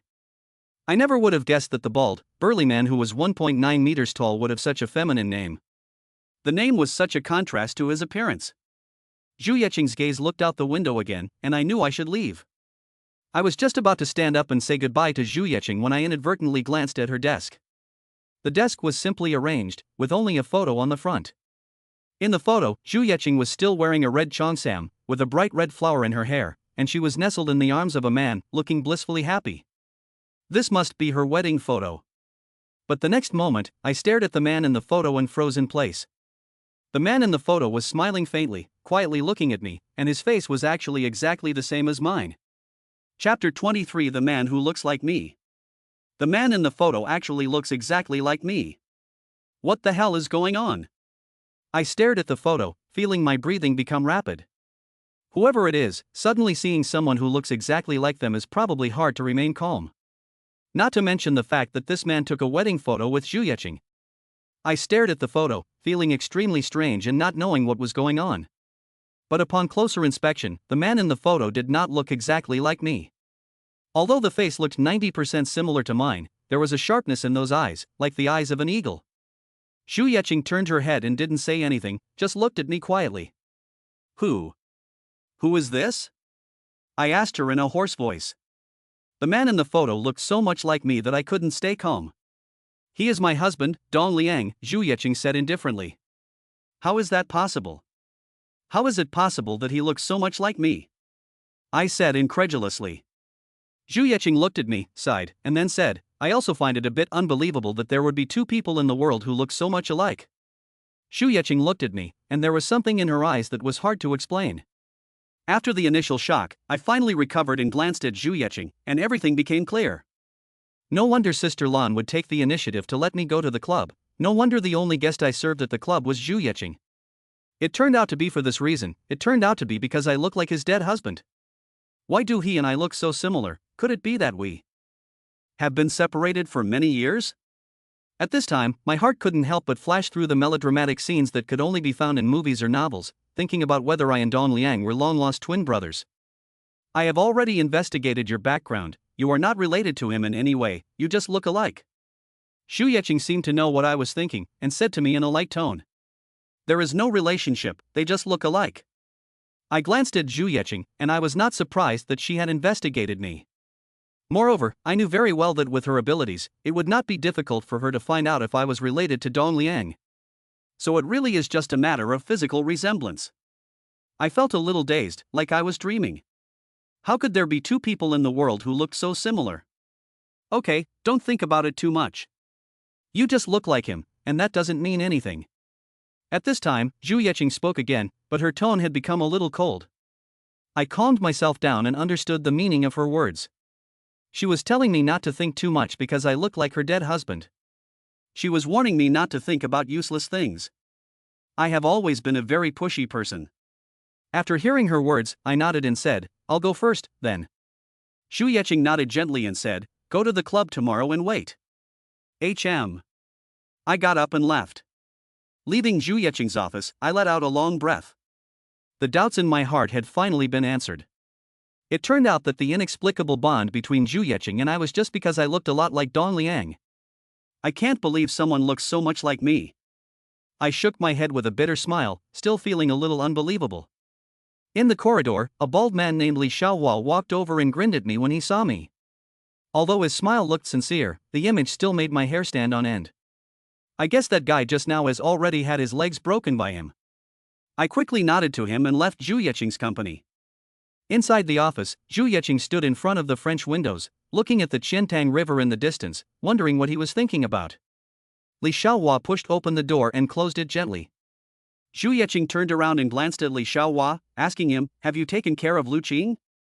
Li Xiaohua raised his hand, touched his bald head, and grinned. It was Zhao Sihai who promised to buy him a villa in Beijing that made him interested. I already broke his leg and had him thrown into the Sihai group. Zhu Yeqing nodded without saying anything else. Zhao Sihai still has designs on you. Shall I teach him a lesson again? Li Xiaohua said with a murderous look on his face. The guy is probably terrified by now. He won't be so easy to find. Let him off this time. Zhu Yeqing said non-committally. What did the little guy order? Li Xiaohua changed the subject and asked Zhu Yeqing with a smile. He didn't order anything. He let me decide. A hint of a smile appeared at the corner of Zhu Yeqing's mouth. Oh, that's interesting, he's a smart guy. Li Xiaohua smiled happily. I've handed over the bar to him, and I'll see if he's got what it takes to take it over. Zhu Yeqing said indifferently. Xu Bo has always been in charge of that bar, so it'll be hard to push him out. Li Xiaohua ran his hands over his bald head and frowned. Then it's not my business. If he can't get the bar, it's because he's incompetent. An incompetent person doesn't deserve my respect. Zhu Yeqing said indifferently. That guy really looks like Dong Liang. I hope he can also be as capable as Dong Liang was back then. Li Xiaohua looked out the window and said lightly. Zhu Yeqing didn't say anything, just slightly frowning imperceptibly. Of course I didn't know what the two of them were talking about me. Walking out of Zhu Yeqing's company, I couldn't help but feel a little excited. Today's mission is considered accomplished. Starting tomorrow, I will no longer be a masseuse, but I will have my own bar. If it were before, I would never have imagined that I would own a bar in Hangzhou. Today may be a turning point in my life. I have a vague feeling that my life from now on may be a little different. I took a taxi and called Hani on the way back to ask if she had finished work yet, and if we could go out for dinner together. Hani said she would finish work soon and asked me to choose a place and send her the location. I thought about it for a while and decided on the entrance to the residential area where we lived. There were a few small restaurants there that looked clean, and the main thing was that they were close to home. When I arrived at the restaurant, I ordered a few dishes first, all of which Hani liked. We had been college classmates for several years, and I still remembered what she liked to eat. As soon as the dishes were served, Hani walked in and her eyes lit up when she saw the food on the table. Ouch, have you struck it rich? Why are you treating me to dinner? Hani said sarcastically. We've been old classmates for years, I shouldn't invite you to dinner. This is all your favorite food, try it and see what you think. I said to Hani with a smile. It's rare that you remember my tastes. Hani glanced at me and sat down.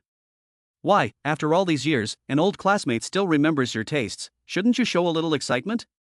I joked with her. How should I show it, do you still want me to fall in love with you? Hani said as if joking.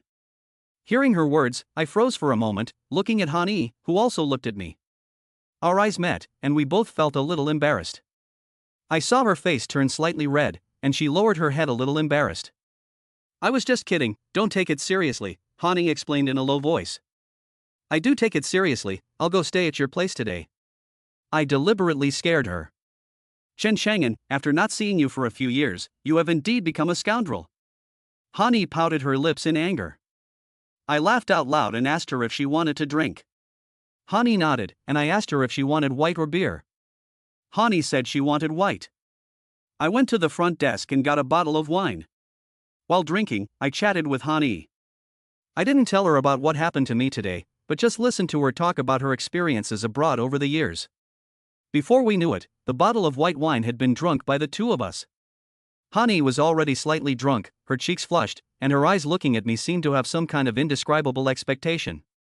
Chapter 24, There's a Man I Like. Hani's drinking capacity is not good, but at least she is much better than that woman Mushawan. After half a gin of wine, although her eyes were a bit wandering, she was not drunk yet. I went to the front desk to settle the bill and walked out of the hotel with Hani. As the lights came on, Hani's snow-white skin looked even more delicate under the dim light. Coupled with a slight redness in her face due to the alcohol, she looked indescribably charming. Chen Chang'an, I feel a little dizzy. As soon as we walked out of the hotel, Hani put a hand to her forehead and frowned gently. If you can't drink, don't drink so much. I sighed helplessly and reached out to support her. Hani seemed to have really drunk too much, and her whole body leaned almost entirely on me. As I supported her, I felt the softness of her body and smelled the fragrance on her, and my heart suddenly felt inexplicably restless. When we arrived upstairs, I helped Hani take out the access card and swiped it to unlock her room. You've had too much to drink, go wash up and go to bed. I helped her into the room, then let go of her hand and said to her. It's still early, why don't you come in and chat for a while? I have some beer at home, have some more. Hani said to me with a smile. Big sister, aren't you drunk? I said. Who says I'm drunk? I can't get drunk with just a little white wine. Hani smiled. You were just pretending. Looking at her, I finally understood that she was not drunk at all and was just pretending. Of course, I had to test you to see if you were really a wolf, and take advantage of me while I was drunk. Very good, you passed the test. Hani looked pleased with herself. While she was talking, she took off her shoes and stepped on the floor with bare feet. Her feet were white and glowing, her toes were slender and long, and her full toenails were dyed a light pink. Her delicate toes seemed to carry 1,000 charms. Come in and sit down, I'll go change first, Hani said, and walked directly into the bedroom. I also walked into the room, closed the door behind me, and sat down on the sofa. Before long, Hani had changed into a loose-fitting white shirt with a very low collar that revealed a large expanse of snow-white skin on her chest. She was wearing a pair of yoga pants underneath that hugged her long, slender thighs and outlined their perfect lines. Seeing her like that, I couldn't help but gasp, thinking to myself, who in the world could resist her? What are you looking at, pervert? Hani was a little embarrassed by my burning gaze, and she gave me a glare with a red face. What, I can't even look at someone who is pretty. I couldn't help but start flirting again. Humph, you know how to talk, I won't hold it against you. Hani snorted, turned around and walked to the refrigerator, opened the door, and asked me, what do you want to drink, beer? I shrugged my shoulders and said, anything is fine. Well, I only have the deadly Dahosu here, hee hee. Hani said, took out 2 bottles of beer and a bag of shelled peanuts. I was a little speechless, thinking to myself that you only have one kind of beer here, so why ask me? Hani took the opener, opened a bottle of beer and handed it to me, opened a bottle for herself, and raised it to touch it with me. Here, take a sip. She said, tilting her head back and taking a big gulp. Aren't you afraid that I'll get drunk and lose control at your place? I didn't drink, so I asked her while holding the bottle. Hani nodded with a serious expression on her face and said, well, alcohol can make you lose control, and it's even more likely when you're with a beautiful woman like me. So why did you let me drink at your place? I felt like my cerebellum had shrunk a little. I'm not worried about it. You have the desire, but I don't think you have the guts. Young man, you have 3 years to think about it. Hani said while gently stroking my cheek with her hand. Shit, she was waiting for me here. I shook my head with a bitter smile and looked at Hani. She blushed again when she was stared at by me and moved back a little bit in fear. What are you going to do, Chen Chang'an? I advise you not to be impulsive. Hani said while covering her chest with her hands. What are you thinking? Do you really think I'm a rascal? I shook my head. Then why are you staring at me? Your eyes are full of malice. Hani didn't believe me at all. I feel like you're different now. I smiled and said to her. How are you different? Hani let down her guard and asked curiously. When I was at school, Hani gave me the impression that apart from being pretty, she was also aloof. At that time, I don't know how many boys chased after her, but there were very few people who could talk to her for a few words. As far as I can remember, Hani has always been an introverted girl who never jokes around with people. But now she seems much more cheerful than before. I feel that your personality is different from before, you've become much more cheerful. I said. Oh, I was wondering what it was. People always change. After so many years, I can't possibly stay the same. Hani said non-committally. Yes, you have changed a lot, and you have also grown up. As I said, I couldn't help but let my eyes rest on Hani's chest. Hani didn't notice at first, but when he saw my gaze, he suddenly became angry and picked up a pillow and threw it at me. You pervert, where are you looking? Hani said angrily. I wasn't looking, I was just daydreaming. I said to Hani as I dodged the flying pillow. Humph, you look like a lecher, I don't believe you. Hani rolled his eyes. Drink, drink. I smiled awkwardly, picked up the bottle and gulped it down. Drinking with a beautiful woman is nice, but it's easy to get distracted and get hot, and I'm talking about inside, hot. By the way, I've noticed that you've become not only cheerful, but also seem to be happy every day. Is something happy happening from time to time, or have you found a man you like? I teased Hani. Hani glanced at me, his expression becoming a little more serious, and nodded at me. What, no way, you really have a man you like? I said to Hani, a little incredulously. Of course. Hani rolled his eyes. Come on, tell me, which guy is so lucky that he can get our Han beauty to look at him? It'd be best to bring out his photo, and I'll help you decide. I said with a smile. Hani stared at me, wondering what I was thinking. I raised my hand and waved it in front of her face twice. Hey, what are you thinking? I asked her. Tell me, which guy is so lucky? Hani lowered her head, her face slightly red. Oh, she's blushing. She really has feelings for him. Tell me who it is, I teased her. Humph, I'm not telling you. Hani turned her head and ignored me. Chapter 25, Only the Clever Survive. Fine, don't tell me, but be careful. There are so many scumbags in society these days, don't let anyone take advantage of you. I said teasingly. Humph, do you think I'm some love-struck little girl? Hani gave me an unhappy look. I laughed. Hani has always been excellent. When she was at school, I don't know how many boys used every means to woo her, but none of them succeeded. I really don't need to worry about that. I'm just concerned about you, I'm afraid you'll meet a bad guy.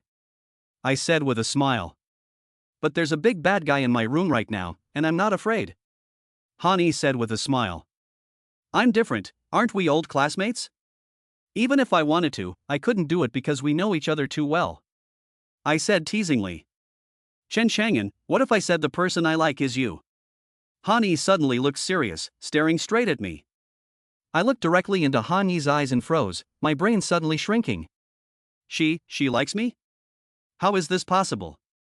Amongst my classmates, Hani was always the most outstanding one. Although I also thought she was pretty, I never had any other thoughts about her. Because I knew in my heart that I was not good enough for her, I would not be delusional. Thinking too much is easy to get eggsick, I know this truth. So after graduation, I got together with Gu Miao, because I felt that we were a good match. I just didn't expect that in the end, Gu Miao knitted me a green little hat and made me lose face in front of my classmates. It seems like I've gone a bit off track. I shook my head and looked at Hani with disbelief. Are you serious? I tried to ask her. Ha ha ha ha. Seeing my incredulous look, Hani suddenly burst out laughing, so much so that she bent over. Don't take it seriously, I was just joking with you. Hani stopped laughing and winked at me, saying. I let out a sigh of relief and gave a bitter smile. It turned out to be a joke, how could she possibly fancy me? But for some reason, I felt an indescribable feeling of emptiness in my heart. We drank 2 bottles of beer. Hani's drinking capacity was really good, and she stayed very sober. Although she didn't drink much, we talked a lot.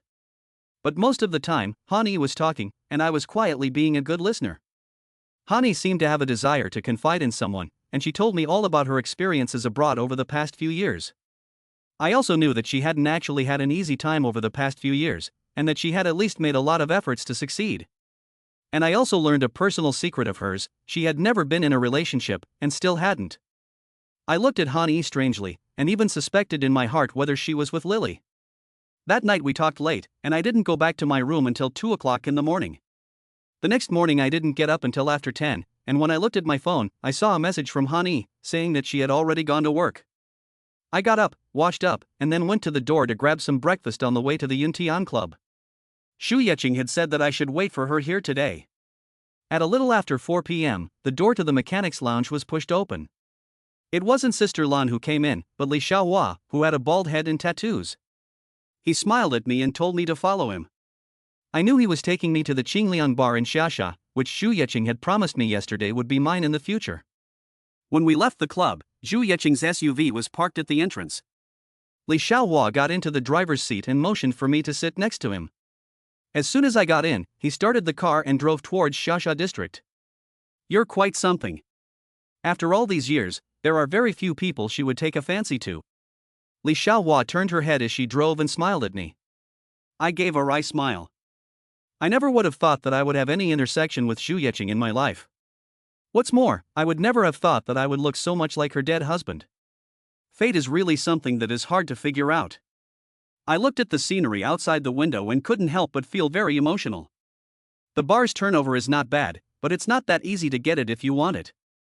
At this time, Li Xiaohua, who was driving, glanced at me and said, "What did he mean? Is there something else about the bar that I don't know? What is the reason for this? Please advise, Brother Xiaohua." I respectfully said to Li Xiaohua, "Someone has been taking care of this bar all along, and that person's name is Zhu Bo." Li Xiaohua turned his head and smiled at me. Zhu Bo. I frowned when I heard this name. It was definitely no coincidence that the family name was the same as Xu Yeqing's. This Zhu Bo is related to the boss? I asked him tentatively. He is also a Zhu family member, but a distant relative, and he is considered the boss's cousin. Li Xiaohua said indifferently. Upon hearing this, I took a secret breath and immediately understood what Li Xiaohua meant.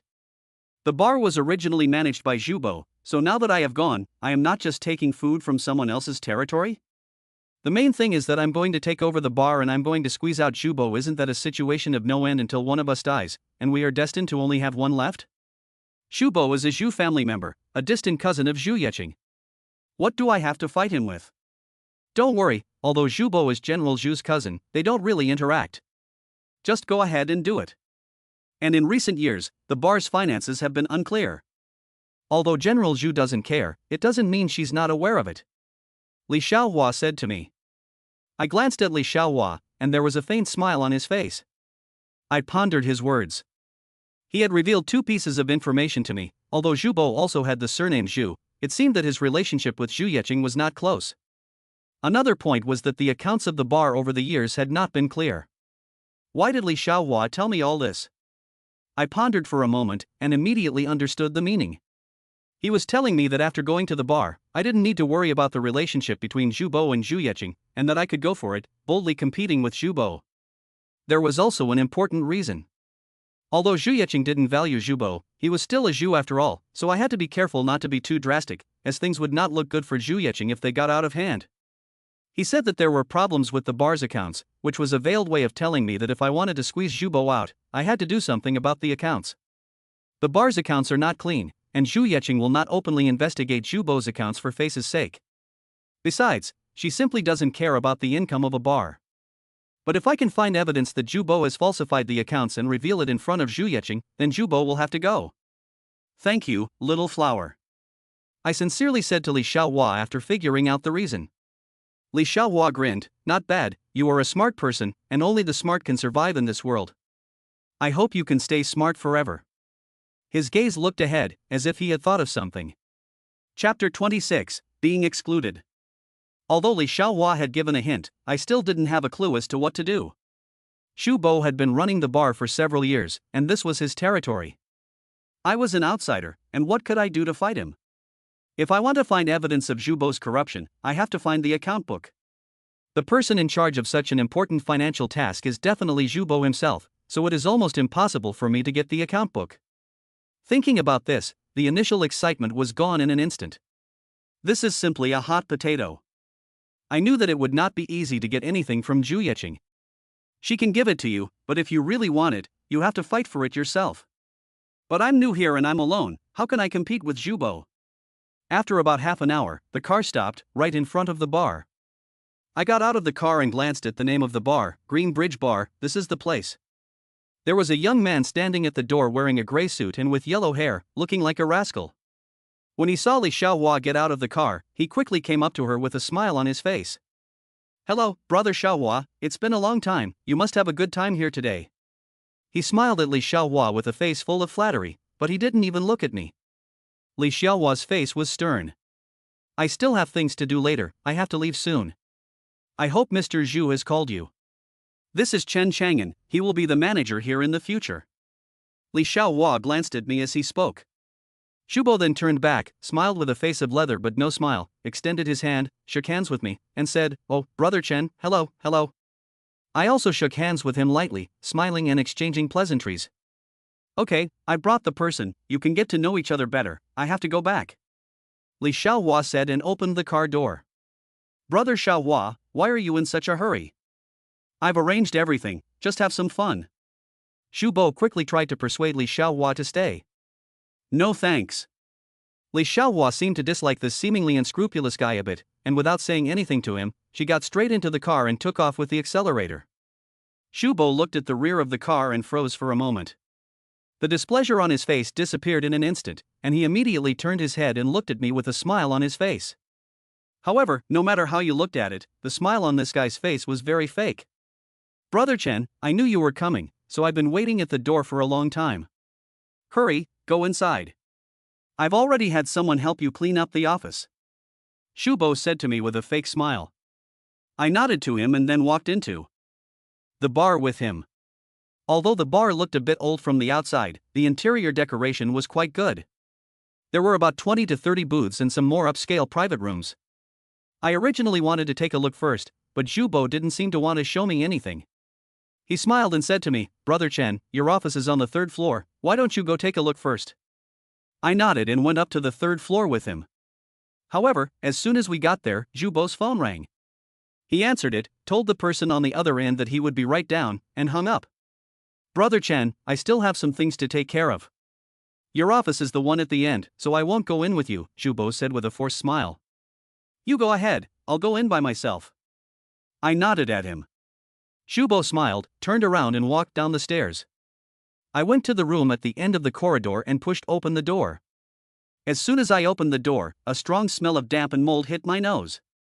The room was very small, with just a desk, an office chair and a sofa, and nothing else. The walls of the whole room were stained and in a sorry state, with the plaster peeling off in many places. This is no fucking office, it's clearly just a utility room, except that they've moved the stuff out and given me a desk. Looking at the room, I frowned. Although I had an urge to curse, it wasn't enough to make me angry. I had prepared myself mentally in the car. After all, I came here to fight Chubodo, to compete for food on his turf, and Chubodo would be damned if he treated me well. I just didn't expect him to go so far as to put my office in the utility room. At first, when I was down there, he wouldn't let me tour the premises. I knew exactly what he was thinking. He was announcing to me that this was his territory, and that I, an outsider, had no say in the matter. As for me trying to take over and take control, it was just wishful thinking. I walked over to my desk, sat down in my chair, and listened to the creaking sound coming from below. Zhubo was doing it on purpose, his goal being to make me know the difficulty of the task and quickly get the hell out of there. He was telling me that I simply couldn't compete with him. I took out my cigarettes and lit one. Zhubo wanted to push me out, but that was impossible. I had worked hard to get this opportunity, and if I just slunk away, I would curse myself as a loser. And if I couldn't even stay here, I would have no face to ask Zhu Yeqing for anything. So I can only stay, not only stay, but also squeeze Zhubo out, and then completely take control of this place in my own hands. Zhubo, since you like to play, then I'll play with you. I spat out a puff of smoke and sneered. This place used to be a real bar, but after Zhubo's development, there are now more than a dozen private rooms on the 2nd floor, which is actually almost like a karaoke bar. I sat in my office until dark, and apart from myself, not even a dog came to my door. Zhubo was deliberately isolating me. He must have given the order for no one to approach me. Seeing that it was completely dark and it was time for the nightclub to start filling up, I walked down to the third floor and took a look around the venue. It was already starting to fill up with guests. The booths on the first floor were full of people, and even the second floor boxes had a few waves of guests. The hostesses and waitresses in the club were all busy. After I had taken a look around, no one paid any attention to me. I wasn't angry. Firstly, I had only just arrived that day, and none of these people knew me. Secondly, they were ignoring me, so there was definitely Jubo's blessing. What do you want? Let go of me. Let go of me. I was wandering around the second floor, about to go back to my own deserted office on the third floor, when a girl shouted loudly in front of the door to a private room. I looked over and saw a bald man in the doorway of the private room, pulling a girl in a short skirt. The bald man was obviously drunk, and with a little drunkenness, he grabbed the girl's arm. Damn, what are you pretending? You said you wouldn't go on stage, so I'll just do you here, and it's not like I'm going on stage. As soon as the bald man's words came out, there was a burst of laughter from inside the private room. Chapter 27, Establishing Authority. Brother Cohen, this is a formal occasion, and the girls don't want to go out, you can't do this. At this time, a waiter walked out of the crowd and bowed to Brother Cohen. Fuck you, she's lucky to be my girl, what the fuck are you? Bald obviously had drunk too much, and was obviously used to being arrogant. He slapped the waiter directly in the face, knocking him back a few steps. If you dare to bullshit me, I'll waste you. Baldy grabbed the girl by the hair and started to walk towards the private room. The girl screamed, Lu Liang, save me, go find Brother Bo. I could tell that the waitress and the waiter who had just been beaten were in a relationship, which is why the boy stood up for her. The girl told him to go find Brother Bo, of course she meant Jubo. However, the boy who had been slapped just gave a bitter smile, with a hint of determination in his eyes. I went to find him, but Brother Bo didn't stand up for us. He shouted at Baldy, Baldy Cohen, I'm going to fight you to the death. He said this and rushed over, looking as if he was ready to die. Ouch, you son of a bitch, I think you really want to die. Baldy Cohen, who was standing at the door, grabbed the girl's hair and sneered. Before the boy could get anywhere near him, two young thugs rushed out of the room and knocked the waiter to the ground with a few punches and kicks. Drag him in here, I want to fuck his girlfriend in front of him. Bald Cohen ordered his men with a sneer, dragging the girl behind him as he walked into the box. There were quite a few waiters from the venue standing in the corridor, but none of them dared to go up and help. It seems that Bald Cohen had a pretty good reputation. I watched the scene in front of me without saying a word, walked directly to the next room, grabbed a bottle of beer and rushed out. I decided to take action and teach Bald Cohen a lesson. I'm not an impulsive person. If I saw this kind of scene somewhere else, I would probably just turn around and walk away. But it's different here, because this is my territory. That bald guy is causing trouble on my turf, and I have to make him pay. There's another reason. I just started working here today, and no one here knows me. If I can save these two today, it will also help me establish myself in the workplace. At the very least, it will show everyone that I'm not a coward. Although it's not easy to deal with what happened after I beat up Baldy Cohen, I have no choice but to take the risk. Besides, I'm also gambling. If that bald guy really wants to take revenge on me in the future, I don't believe Zhu Yeqing will just stand by and do nothing. I took the bottle and rushed straight to the door. At this time, Baldy Cohen was dragging the girl towards the private room. I patted him on the shoulder. Baldy Cohen turned around and looked at me with a puzzled expression. Baldy Cohen, right? Today, I'll teach you a lesson for your parents. Baldy Cohen's eyes widened, and before he could react, I raised the bottle in my hand and smashed it down on his head. There was a loud, clear sound, and the bottle exploded directly on his bald head, sending shards of glass flying in all directions. A cut was made on Baldy Cohen's smooth, bald head, and blood immediately flowed out, sliding down his head and onto his face. Everyone froze at this, even Guangto Cohen. He covered his head and froze for a long time before letting out a strange scream, pointing at me and yelling, "Where the hell did you come from, little brat, how dare you hit me?" Everyone reacted to this. The girl who had been grabbed by him at first shivered and hid herself on the side, while the two thugs let go of the waiter and rushed towards me with anger on their faces. I thought I was pretty good at martial arts. If I had more space, I could take on 3 guys at once. I could probably run away even if I couldn't win. I was the sprinting champion at school. But I couldn't run away in this situation. I had to keep the peace. If I ran away after a fight, I'd have wasted my time. I glanced at Baldy Cohen and sneered. He was obviously stunned by the bottle I had smashed over his head, and all he could do was yell, forgetting to stay away from me. To capture a thief, you must first capture the king. As long as you control him, you will also control the situation. I took the half-empty beer bottle and held it directly at his neck. Damn it, if you don't want him to die, stop right now. I placed the half-empty beer bottle on Bald Cohen's neck and turned around to shout at his two henchmen. Bald Cohen was also a coward, and he almost peed himself when he saw the bottle in my hand. Don't come over, don't come over. Guanto Cohen quickly shouted a few words to his two subordinates. The two subordinates stopped and looked at me with a look of vigilance. Brother, who are you? Haven't you heard of my name, Guanto Cohen? Holding a bottle of wine at his neck, Guanto Cohen didn't dare to move, but still asked me with a forced calmness. Who am I? My name is Chun Chang'an. I am now the manager of this place, so this is my territory. How dare you cause trouble in my territory? Aren't you afraid of death? I looked at Guanto Cohen coldly and extended my other hand, gently slapping him twice in the face. I know that dealing with these scumbags is about acting tougher than they are. If you show any weakness, these guys will be even more arrogant. If you act tougher than they are, they'll be as obedient as quails. I stared at Guanto Cohen with murder in my eyes, and the half-empty bottle in my hand lightly grazed his neck. The broken glass cut into his skin, and blood immediately began to flow. I was telling Guanto Cohen not to move, or I would really dare to waste him. Sure enough, cold sweat immediately ran down Guanto Cohen's head, and I don't know if it was from fear or the pain. You are the manager here, isn't this Yubo's territory? Guanto Cohen asked me with a trembling voice, looking puzzled. I smiled, glanced at the waiters around me, nodded to them, as if to say hello, and forgot to tell everyone that I had just started today, that it was Mr. Zhu who had arranged it, and that I would be the manager here in the future. What? Which Mr. Zhu? The bald guy's pupils contracted a little, and he asked me carefully. Which Mr. Zhu do you mean? Of course it's Mr. Zhu Yecheng. I deliberately spoke a little louder to make sure everyone there could hear. Sure enough, as soon as I spoke, the waiters and princesses gathered in the room began to whisper and discuss something. You are General Manager Zhu's man?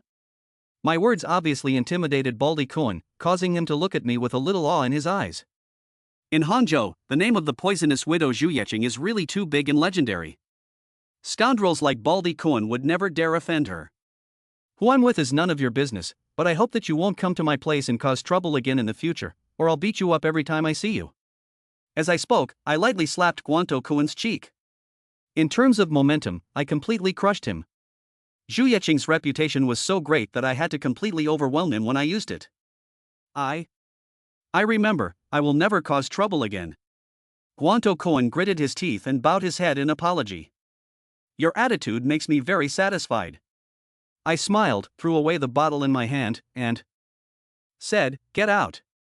Go Tukun didn't dare to stay, and immediately led his two subordinates and walked out in disgrace. Remember, go to the front desk and settle today's bill. I said behind him. Go Tukun paused for a moment, didn't say anything, and just hurriedly walked downstairs. Okay, everyone disperse, go back to what you were doing. I waved my hand and said to the people around me. I knew I had just performed well, and I was even a little handsome. At least I had already intimidated everyone. The onlookers dispersed, leaving only the girl and the waiter who had been beaten. The two of them glanced at me and came over fearfully. Are you really the new manager, Chen? The boy asked me carefully. I nodded and took a closer look at him. His face was covered in bruises, and the two underlings of Guanto Cohen had just hit him pretty hard. Damn, I forgot to ask them to pay for the medical expenses. I regretted it a little. Of course. I nodded. Thank you, Mr. Chen. My name is Lu Liang, and this is my girlfriend, Xiao, he said while pulling the girl. The two of them bowed to me. Lu Liang said excitedly, Mr. Chen, you saved us today. From now on, I, Lu Liang, will be your man. If you have anything in the future, just let me know. Lu Liang and Xiao were full of gratitude, and their tone was sincere. I looked at the two of them and then laughed. Their gratitude was sincere, so I said that from now on, in this place, I would have my own people. Chapter 28, Difficult Finances. Lu Liang took his girlfriend, Xiao, and thanked me profusely. I waved them off and let them get back to work, and I went back to the office alone. Although the office had a strong musty smell, I didn't care anymore. I was very satisfied with my performance just now. Not only did I just get rid of the troublemaker Guanto Cohen, I also established my authority in the workplace and won the loyalty of Lu Liang. He is an employee of this place and is certainly familiar with the situation here, so it should be easy to get information from him. What I didn't know was that when Guanto Cohen, who had been smashed by me and was bleeding profusely, went to the checkout, Jubo also appeared at the bar. Oh dear, Cohen Go, what happened to you? Seeing bald-headed Cohen covered in blood, Jubo pretended to be surprised and hurried over to him. Damn it, Jubo, I've fallen for you today. I admit defeat, I'll never come here again. Bald-headed Cohen looked at Jubo, and although he still looked arrogant, his tone was not as arrogant as before. Brother Cohen, what are you talking about? I still owe you for taking care of my place, how can you not come? Jubo said flattery. I dare not come, I'm afraid of being beaten again. Bald Cohen said irritably. What? Cohen, you were beaten? Who would dare to beat Cohen in my place? Who is it? They must be tired of living. Jubo pretended to be angry. Alright, Jubo, what are you pretending for? You know it. Bald Cohen waved his hand in annoyance. Brother Cohen, I really don't know, what's going on? Jubo looked puzzled. You really don't know? I was beaten by your new manager, what's his name? Chan Chang'an. One of the underlings immediately spoke up. Yes, it was that Chen Chang'an brat who beat me up.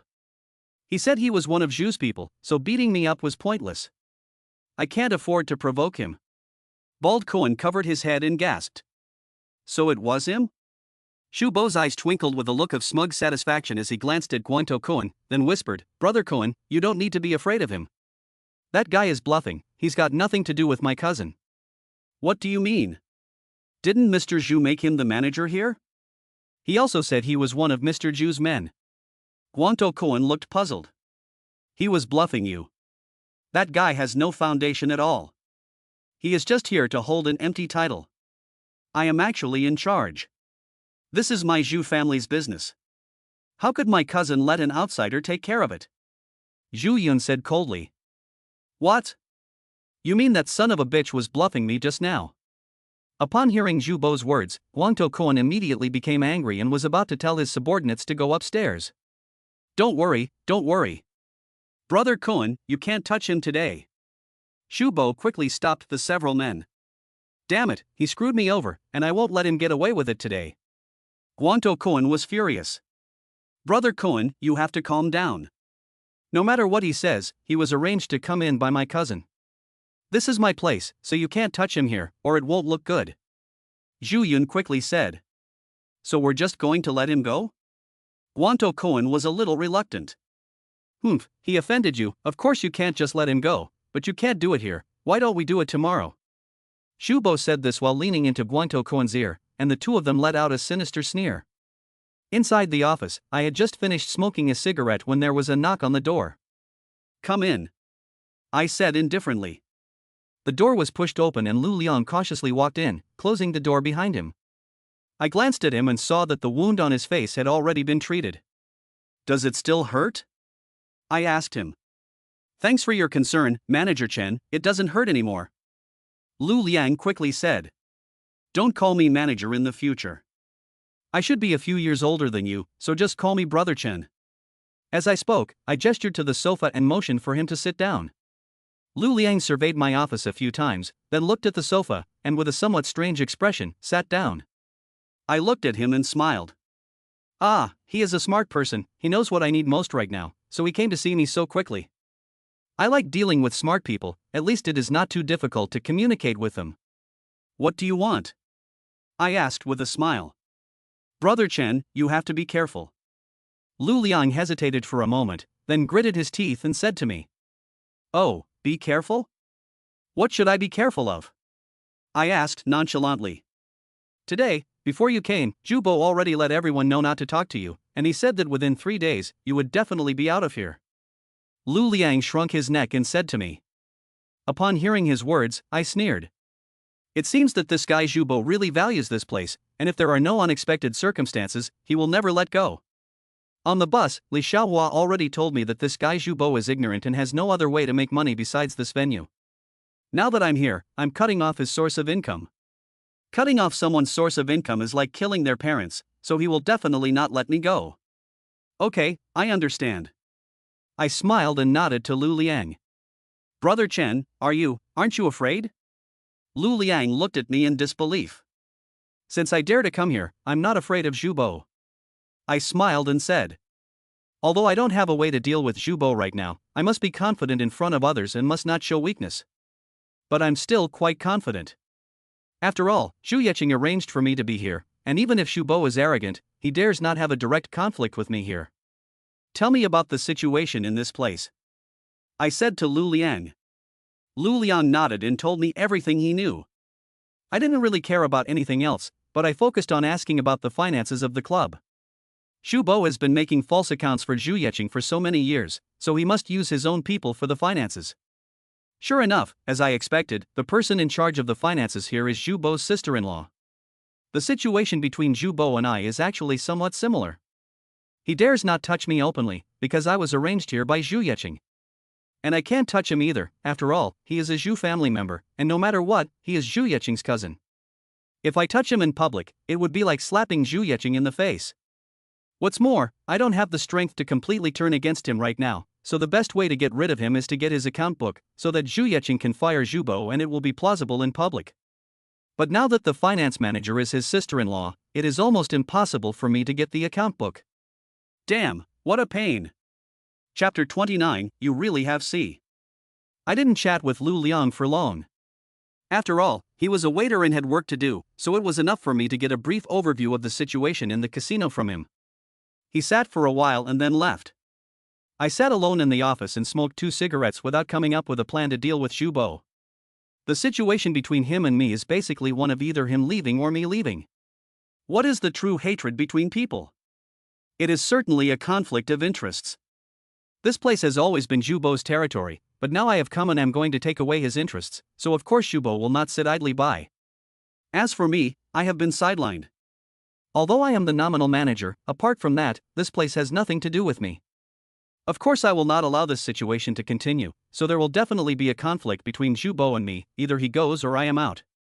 But it seems that it will be difficult for me to get rid of him. I stayed until after 3 a.m., when the club closed, and left. After all, I am the manager of this place in name, and this is my club. Even if I have no real power, I have to hold on for the sake of appearances. At a little after 6 p.m., Hani sent me a message asking if I was home, and if I was, she would come over for a drink. I told her that I was very busy today and would probably be late, so she should not wait up for me. When the message was sent, I felt a little strange. No matter how you look at it, the tone of the message sounded like a husband talking to his wife. Hani didn't seem to notice anything wrong, though. She just replied with 2 words, okay, followed by a smiley face. It was almost 4 a.m. when I got home. I took a quick shower and went straight to bed, where I slept soundly. I didn't wake up until noon the next day. I got up, opened my phone, and there was a message from Hani, asking if I was going to be back so late again tonight. I gave a wry smile. With that kind of place, I'm afraid I'll be living a life of black and white every day from now on. I sent a message to Hani, telling her that I expected my daily routine to be like this from now on. It took her a while to send a message back, asking me to rest and not work too hard. I was a little moved, and sent a thank you. Hani stopped talking. I got up, washed up a little, and was about to go downstairs to get something to eat when my phone rang. Someone had called me for a video call. I picked up the phone and saw that it was a message from Mu Shaowan. This made me feel like something bad had happened. She had been gone for 2 days, and I had been so busy that I had not had time to take care of the flowers for her. I didn't know what was going on. It had only been 2 days since she had last watered them, but they should still be alive, right? I quickly answered the video call, and Mu Shaowan's pretty face, with just a little makeup, appeared on the screen. You pervert, what are you doing? Mu Shaowan said, looking at me in the video. Oh, I just got up and was going to go downstairs for something to eat. I said. What time did you get up? Mu Shaowan rolled her eyes a little and continued, did you go fooling around again last night? I smiled wryly and said, I'm such a serious person, where would I fool around? Humph, what's with the act, you're such a wolf. Mu Shaowan said, deliberately lowering her voice, pressing her face against the phone and asking me mysteriously, that classmate of yours is very pretty, and she lives next door to you. Have you taken her in the last couple of days? What are you talking about? I'm not that kind of person. Faced with the somewhat quirky Mu Xiaowan, I could only smile bitterly. Humph, loser, we've been classmates for a long time, and she lives next door to you. People can sleep together just by attending a class reunion, and you're here practicing your concentration. Mu Xiaowan mocked me. Okay, enough of that. What do you want? I have a headache. Of course I have something to do.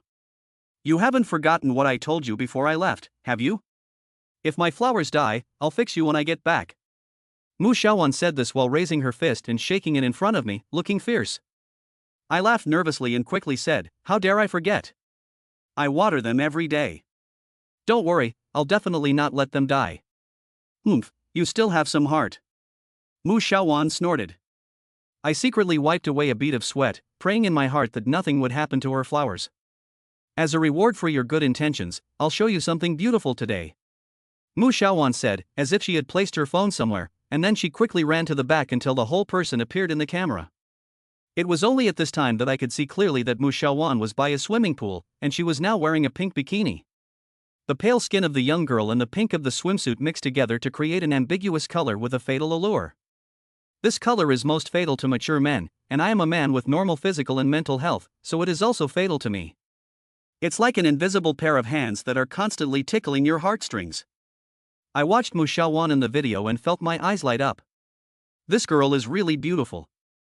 At this time, Mu Xiaowan in the video had already walked back and picked up her phone, except that the camera, whether intentionally or unintentionally, was actually pointed at her chest.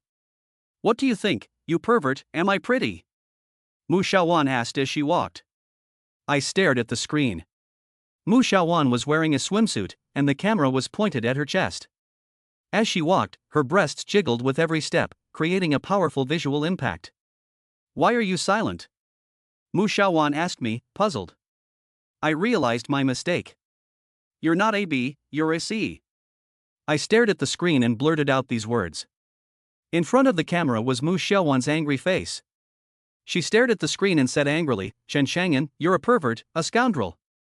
After Mu Xiaowan finished speaking, she hung up the video call directly, without giving me a chance to explain. Don't blame me, you're the one who kept the camera there. I quickly sent her a message. Get lost. Mu Xiaowan only replied with one word, accompanied by an angry expression. I gave a bitter smile and thought to myself, what a thing to do. You were the one who let me see it by accident, and then you get mad at me. Women are really unreasonable. But then again, Mu Xiaowan does have a good figure. I was wrong before, but now that she's wearing a bikini, I can see even more clearly that she doesn't lie when she says she has a real C-cup. Chapter 30, Lend a Knife to Kill. I quickly found Mu Xiaowan's room card and opened the door to enter her room. Fortunately, the pots of flowers on the balcony showed no signs of wilting. I poured water over them and then took a taxi to Xia. When I walked into the venue, several waiters were already busy. They were taken aback when they saw me come in, but quickly smiled and greeted me, calling me Manager Chen. I nodded, signifying for them to continue with their work, and walked towards the stairs. My actions yesterday were very useful. At least I have established my authority, so that they dare not disrespect me. In fact, people are sometimes so strange, and they all have a mentality of admiring the strong. The reason why they ignored me yesterday was entirely because Jubo had let it be known that I would not be here for long, and they felt that I could not defeat Jubo, so they paid me little mind. But yesterday I took action and showed them how ruthless I could be, so that they understood that even if I couldn't take care of Jubo, I could easily take care of them. I walked over to the office on Sanlu Road, where a man was sitting quietly. During that time, Lu Liang came in once, chatted with me for a while, and then went out to get busy. I felt a bit helpless. Although I had established my authority in the workplace, it didn't have any substantial effect. How to get the account book and force Jubo to leave is still a mystery to me now. Damn it, I'll sing whatever song befits the situation. Since I'm here, I won't let anyone get rid of me so easily. I slammed the table and cursed. Hey, Shengu, what are you thinking about? Just then, the door was pushed open and Jubo, with yellow hair and a rascal's appearance, walked in. Why are you here? Aren't you busy down there? Although I hated him to the core, I still kept a smile on my face and said to him. Not really. There aren't many customers today. Jubo waved his hand with a smile. So you're coming? I asked him tentatively. Didn't you just get here, Chenggu? It was too rushed yesterday to give you a welcome, and there aren't many customers today. Let's go out and practice a stall as a welcome to you, Chenggu. Shubo said with a smile. I looked at him. I had parachuted in here to take his job. This guy couldn't be that nice. I wondered what kind of mischief he was up to. But if he invited me, I had to go. If I didn't go, I'd be admitting defeat, and I wouldn't be able to face the others. Thanks, brother. I'm not doing anything right now. I smiled. Good, there's a barbecue not far from here called Ame. Shubo walked out while talking, and I picked up my jacket and followed behind him. When we got downstairs, Shubo greeted a few people.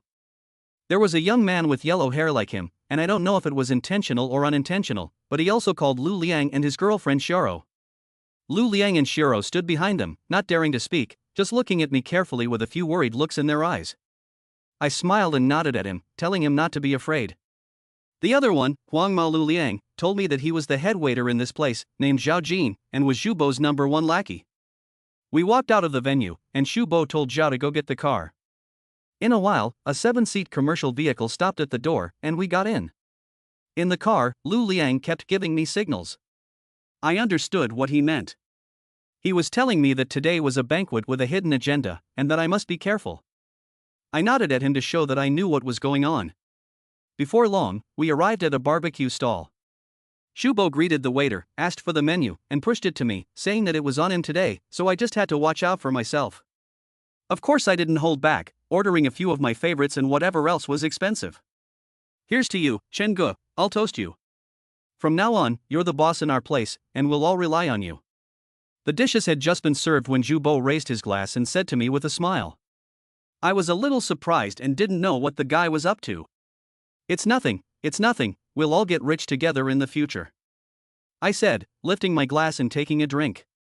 Shubo also finished the wine in his glass, glanced at Lu Liang and Xiaro, and said with a smile, I heard yesterday that Brother Chen took action against Baldy Kuan.